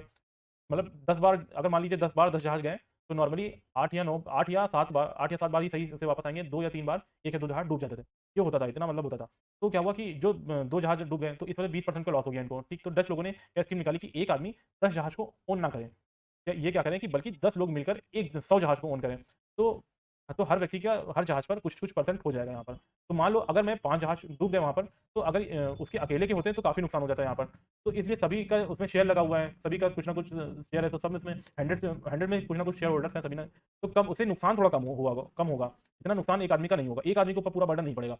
तो ये जो शेयर होल्डिंग का फ़ॉर्मूला है, ये इन्होंने समझ लिया था, इसीलिए इसकी इनकी कंपनी को इतनी सक्सेसफुल हो पाई थी। तो भारत में पहली डच फैक्ट्री बनी थी 1605 में। पहली डच फैक्ट्री कब बनी थी? 1605 में। ये थोड़ा इंपॉर्टेंट हो जाता है कि पहली डच फैक्ट्री कब बनी, इतना तो इम्पोर्टेंट कुछ-कुछ इंपॉर्टेंट पॉइंट होते हैं। ठीक, तो 1605 में पहली डच फैक्ट्री बनी मसूलीपट्टनम, आंध्र प्रदेश में। उसके बाद फिर 1609 में पुलिकट, 1616 सूरत, 1640 में ऑब्टेन द पोर्ट मतलब 1640 में ग फिर बनी उसके बाद क्या कहते हैं गल्ला गेल श्रीलंका में बनी। फिर 41 में बनी एक फैक्ट्री, 45 फिर बनी, फिर 58 में ये 3-4 बालासोर, पन्ना-वन्ना इन सब जगह बनी। तो इतनी फैक्ट्री इन्होंने बनाई। तो ये भारत में ईस्ट साइड में आप देखोगे इनका ज़्यादा मतलब वो था। ईस्ट साइड में मतलब इनका ज़्यादा फोकस था। वेस्ट में ये बनाते थे, वेस्ट में बनाए, लेकिन ईस्ट साइड में इनका ज़्यादा फोकस था। तो इस तरह कुछ फैक्ट्रीज़ हुआ करती थी। आपको फैक्ट्रीज़ फैक्ट्री तभी दिखाते थे, तो फैक्ट्री इस टाइप की होती थी। फ़ोटो में देखिए ये कुछ मतलब कि एक बड़ी-सी दीवार बना दी गई थी चारों तरफ कि ताकि कोई मतलब हमला-वमला करे उससे बचने के लिए। और यहाँ एक दरवाज़ा आप देख सकते हैं, एक ये आने-जाने के लिए, एक इधर दरवाज़ा, एक इधर, चारों तरफ दरवाजे बन गए। और उसके बाद ये ऑफ़िस टाइप के छोटे-छोटे बन गए, इनके लोगों को रहने के लिए, कुछ ऑफ़िसर्स वगैरह रहते थे। और यहाँ बड़े-बड़े कारखाने टाइप के होते थे और कुछ गार्डन, इन कारखानों में मतलब एक बड़े-बड़े रूम टाइप के होते थे। कारखाने सॉरी गलत कारखाना सही नहीं वर्ड नहीं होगा, रूम टाइप के होते थे बड़े-बड़े, उसमें ये सब सामान वगैरह रख दिया जाता था। नदी के पास ये होता था फैक्ट्री जिसको बोलते हैं, और यहीं से सामान लोड होके अपना चला जाता था। तो जैसे जहाज आया तो मतलब इसे वेट नहीं करना पड़ता था किसी चीज़ को कि डील करें, उसके बाद डील करके सामान ला दें फिर जाएँ, तो उससे काफ़ी टाइम वेस्ट होगा, काफ़ी दिन लग जाएँगे। तो यहाँ पे जो ऑफिसर्स हैं रुके हुए हैं, वो अपना डील-विल करके अपना पैसे-वैसे दे लेके सामान-वामान लेके यहीं पे रखे हुए हैं, और जो आएँगे यहाँ पे मतलब दूसरे ऑफिसर जो भी लेके आएगा जहाज, वो अपना लेके तुरंत सामान चला जाएगा। फिर जब ये चला जाएगा तब तक ये फिर और थोड़ा सामान यहाँ पे लेके रख लेंगे। तो इससे थोड़ा जल्दी-जल्दी काम हो जाता है। तो डच का जो व्यापार था वो बहुत प्रॉफ़िटेबल था। बंगाल वाले एरिया में काफ़ी प्रॉफ़िटेबल था। बंगाल वाले एरिया में क्या था कि जो यहाँ पे सिल्वर और कॉपर में आता था सामान, मतलब सिल्वर और कॉपर में व्यापार करते थे मैं मोस्टली जापान से, जो मुगल के साथ ट्रेड करने में यूज़ करते थे ये लोग। जापान से भी मुगल से ट्रेड करने में ये सिल्वर और कॉपर का यूज़ करते थे डच लोग। फिर यहाँ से शिप्स में टेक्सटाइल और मतलब मसाले, कपड़ा, चीनी मिट्टी के जो बर्तन होते हैं, चीनी मिट्टी के, वो उसका व्यापार किया जाता था मोस्टली। तो डच जैसे-जैसे बढ़ते गए पुर्तगीज़ को एक तरीके से खतरा दिखने लगा और इनके बीच आपस में एक राइवलरी शुरू हो जाती है। फिर क्या होता है इनके बीच में आपस में राइवलरी शुरू होती है, तो दोनों एक-दूसरे से लड़ाइयाँ लड़ते हैं कई। मतलब छोटी-छोटी कई लड़ाइयाँ होती हैं और अल्टीमेटली डच ने पुर्तगीज़ को लगभग सभी कोस्टल कॉलोनीज़ में एक्सपील कर दिया। तो डच का जो व्यापार था डचों का वो बहुत ही प्रॉफिटेबल था। बंगाल का जो एरिया था वहाँ से सिल्वर एंड कॉपर आता था जापान से, जो मुगल के साथ ट्रेड में करने में यूज़ करते थे। फिर यहाँ से स्पाइसेस, टेक्सटाइल और चीनी मिट्टी के जो बर्तन होती है, चीनी मिट्टी जो होती थी जिससे बर्तन बनते हैं, उसका व्यापार किया जाता था इनके द्वारा। तो डच जैसे-जैसे आगे बढ़ते जा रहे थे, पुर्तगीज़ को एक खतरा इनसे दिख रहा था कि पुर्तगीज़ को एक खतरा दिखने लगा था। तो पुर्तगीज़ और डचों के बीच में कई छोटी-छोटी एक लड़ाइयाँ होती हैं, इनके बीच में एक राइवलरी शुरू हो जाती है। दोनों के बीच छोटी-मोटी कई लड़ाइयाँ होती हैं। तो अल्टीमेटली डच ने पुर्तगीज़ को लगभग सभी कोस्टल कॉलोनी से एक्सपेल कर दिया था। कई जगह इनको हटा के अपना मतलब अधिकार स्थापित कर लिया था। पुर्तगीज़ को हटा के डच ने। तो 1659 आते-आते डच इतने पावरफुल हो गए कि इन्होंने हरा दिया कई जगह पुर्तगीज़ को, और फिर डच की फिर से पूरी मोनोपोली हो गई एक तरीके से, और वीओसी जो है वो पूरे मालाबार कोस्ट पर अपना आधिपत्य अब जमा चुकी थी। ठीक, तो वॉर ऑफ स्पाइसेस वहाँ पे उस टाइम पे कहा जाता था कि वॉर ऑफ स्पाइसेस। आज भी कहा जाता है वॉर ऑफ स्पाइसेस के नाम से ये वॉर्स को जाना जाता है। और फिर पुर्तगीज़ को इन्होंने सब जगह से भगा दिया, लेकिन पुर्तगीज़ की थोड़ी-सी यहाँ पर किस्मत अच्छी थी। फिर क्या होता है क्योंकि यूरोप में उनके बीच में एक संधि साइन हो गई। 1663 में ट्रीटी ऑफ हेग होती है, साइन होती है। इसमें पुर्तगीज़ एंड नीदरलैंड के बीच एक एग्रीमेंट साइन होता है और उस समय जो तक पुर्तगीज़ के पास केवल गोवा बचा रह गया था। लेकिन इस ट्रीटी साइन होने से ये बच गए, वरना इनको पूरी तरीके से जाना होता, बाहर कर देती इनको वीओसी कंपनी। पूरी तरीके से इंडिया से इनको बाहर कर दिया जाता। अगर ये ट्रीटी ऑफ हेग टाइम पर नहीं साइन हुई होती, तो पुर्तगीज़ पूरी तरीके से इंडिया से बाहर हो चुके होते। ठीक, तो 1663 में वीओसी ने कोचीन में अपनी फैक्ट्री एस्टैब्लिश करी 1663 में, और 1669 आते-आते वीओसी दुनिया की सबसे बड़ी प्राइवेट कंपनी बन चुकी थी। वीओसी उस टाइम की टेस्ला, एप्पल सब कुछ थी, इतनी बड़ी कंपनी थी, इसके पास 150 मर्चेंट शिप थे, 40 वॉरशिप थे, 50,000 एम्प्लॉयज़ थे करीब, आबादी भी इतनी कई देशों की नहीं होती होगी जितनी इनके पास केवल एम्प्लॉयी थे। तो 10,000 सैनिक थे, 40% डिविडेंड पेमेंट आता था, जो कि बहुत ही ज़्यादा था, 40% बहुत होता है। फिर इनकी एक लड़ाई शुरू होती है इंग्लैंड के साथ, वो भी यूरोप में, ठीक? एंग्लो डच वॉर होती है। एंग्लो डच वॉर शुरू होती है कहाँ पे? यूरोप में, और इसमें डच जीत जाते हैं। तो पहले तो लेकिन इस लड़ाई के कारण इनके व्यापार पर काफ़ी नेगेटिव इम्पैक्ट पड़ता है। यूएसए का जो पूरा एशियन व्यापार है, वो कम हो जाता है। लड़ाई तो ये जीत गए, लेकिन लड़ाई में कुछ ना कुछ तो नुकसान होगा ही, जीत गए, हार गए, तब भी लड़ाई तो लड़ाई है। तो वो कम होने लगता है, यूएसए का जो एशियन व्यापार है, वो थोड़ा कम होने लगता है, और ब्रिटिश ईस्ट इंडिया कंपनी जो इस वक़्त का थोड़ा इस वक़्त तक मतलब इंडिया आ चुकी थी ब्रिटिश ईस्ट इंडिया कंपनी, तो वो एंग्लो डच लड़ाई के बाद थोड़ा एग्रेसिवली अपनी पॉलिसीज़ को ईस्ट इंडिया कंपनी बढ़ाती है इंडिया में, और जो फ्रांस की कंपनी है, वो भी अब आ चुकी थी यहाँ पर इंडिया में। अब तक वो भी आ चुकी है, तो अब इन दोनों के सामने डच पूरी तरीके से नहीं टिक पाए। तो 1710 में वीओसी ने ज़ेमुरिन ऑफ कॉलिकट से एक व्यापार के समझौता किया कि मालाबार में जो ट्रेड होगा स्पाइसेस का, वो केवल हमारे साथ करिएगा आप, और किसी के साथ नहीं करिएगा, और किसी यूरोपियन कंट्री के साथ आप नहीं करेंगे। लेकिन फिर 1715 में क्या होता है, मतलब इनके 5 साल, उसके 5 साल के बाद ही ये ट्रीटी फिर से टूट गई। ब्रिटिश ईस्ट इंडिया कंपनी ने ज़ेमुरिन को बोला कि ये जो ट्रीटी आपके लिए बहुत ही नुकसानदायक है, जो आपने इनके साथ, डचों के साथ कर रखी है। आप हमारे साथ व्यापार करो, हम आपको बेहतर सुविधाएँ देंगे, डच से ज़्यादा सुविधाएँ देंगे, अच्छा पैसा देंगे। तो इस वजह से पहले वाली ट्रीटी वीओसी की जो वो टूट गई, 5 साल के अंदर ही टूट गई। धीरे-धीरे वीओसी को ये समझ में आने लग गया था कि इंग्लिश एंड फ्रेंच के सामने ये टिक नहीं पा सकते हैं। तो इन्होंने अपने ऑपरेशन को यहाँ पर कम करना शुरू कर दिया इंडिया में।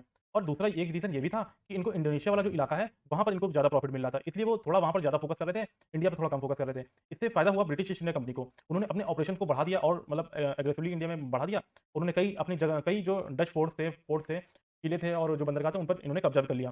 तो 1741 में क्या होता है कि त्रावणकोर एंड डच के बीच एक लड़ाई होती है। यहाँ पर डच हार जाते हैं। इस हार के बाद ये और ज़्यादा कमज़ोर हो जाते हैं डच। तो ये देखिए, जब त्रावणकोर से ये हारे थे, तो यहाँ पे जो डच के जो ये ऑफिसर्स हैं बड़े, ये त्रावणकोर के राजा के सामने हाथ झुका के एकदम माफ़ी-वाफ़ी माँग रहे हैं। ये उस टाइम का मतलब पिक्चर है एक, ठीक? मतलब पेंटिंग ही बनाई जाती थी उस समय, फ़ोटो-वोटो तो खींची नहीं जाती, तो पेंटिंग ही है। तो फिर 17 उसके बाद फिर 1759 में बैटल ऑफ प्लासी के बाद बैटल ऑफ प्लासी हो जाती है 1759 में। ठीक, 1759 में बैटल ऑफ प्लासी हो चुकी है।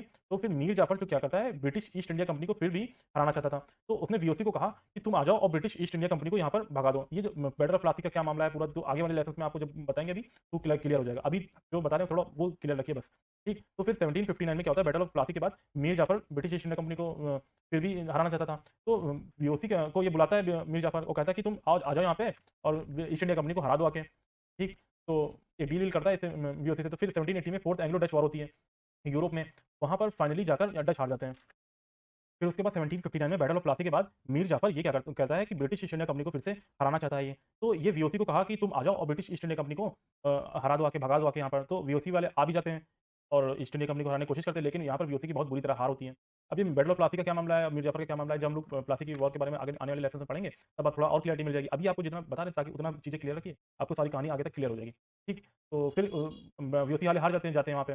उसके बाद फिर 1780 में क्या होता है कि फोर्थ एंग्लो डच वॉर होती है यूरोप में। वहाँ पर फाइनली जाकर ये हार जाते हैं, डच हार जाते हैं, और वीओसी की जो हालत है वो अब बहुत खराब हो जाती है। तो जो कंपनी दुनिया की सबसे बड़ी कंपनी थी, जो 100 साल पहले इतनी बड़ी कंपनी थी, 1799 तक वो पूरी खत्म हो जाती है। और वीओसी को ज़्यादातर एरियाज़ हैं इंडिया में, वो ब्रिटिश ईस्ट इंडिया कंपनी के कंट्रोल में आ जाते हैं। एंड फाइनली 1800 आते-आते इंडिया से पूरी तरीके से वीओसी आउट हो चुकी है, पूरी तरीके से ये खत्म हो चुकी है। ठीक? तो आपने अभी आपने पुर्तगालियों के बारे में जान लिया और डच के बारे में जान लिया। अभी नेक्स्ट लेसन में हम लोग जानेंगे कि जो ईस्ट इंडिया कंपनी है वो कैसे आई है, उसके बारे में थोड़ा जानेंगे। ठीक? और ईस्ट इंडिया कंपनी के बारे में जानेंगे, फ्रेंच के बारे में जानेंगे थोड़ा बहुत, इन दोनों के बारे में जानेंगे। उसके बाद फिर हम लोग और उसके जो आगे आने वाले लेसन है, फिर हम लोग उसमें पढ़ेंगे कि कैसे एंग्लो डच वॉर होती है, एंग्लो फ्रेंच वॉर होती है, एंग्लो मैसूर वॉर, फिर उसको कंटिन्यू करेंगे। ठीक है? तो अभी के लिए इतना काफ़ी है। ठीक है? थोड़ा सा लेसन लंबा हो गया, इसके लिए सॉरी। तो thank you so much and जय हिंद।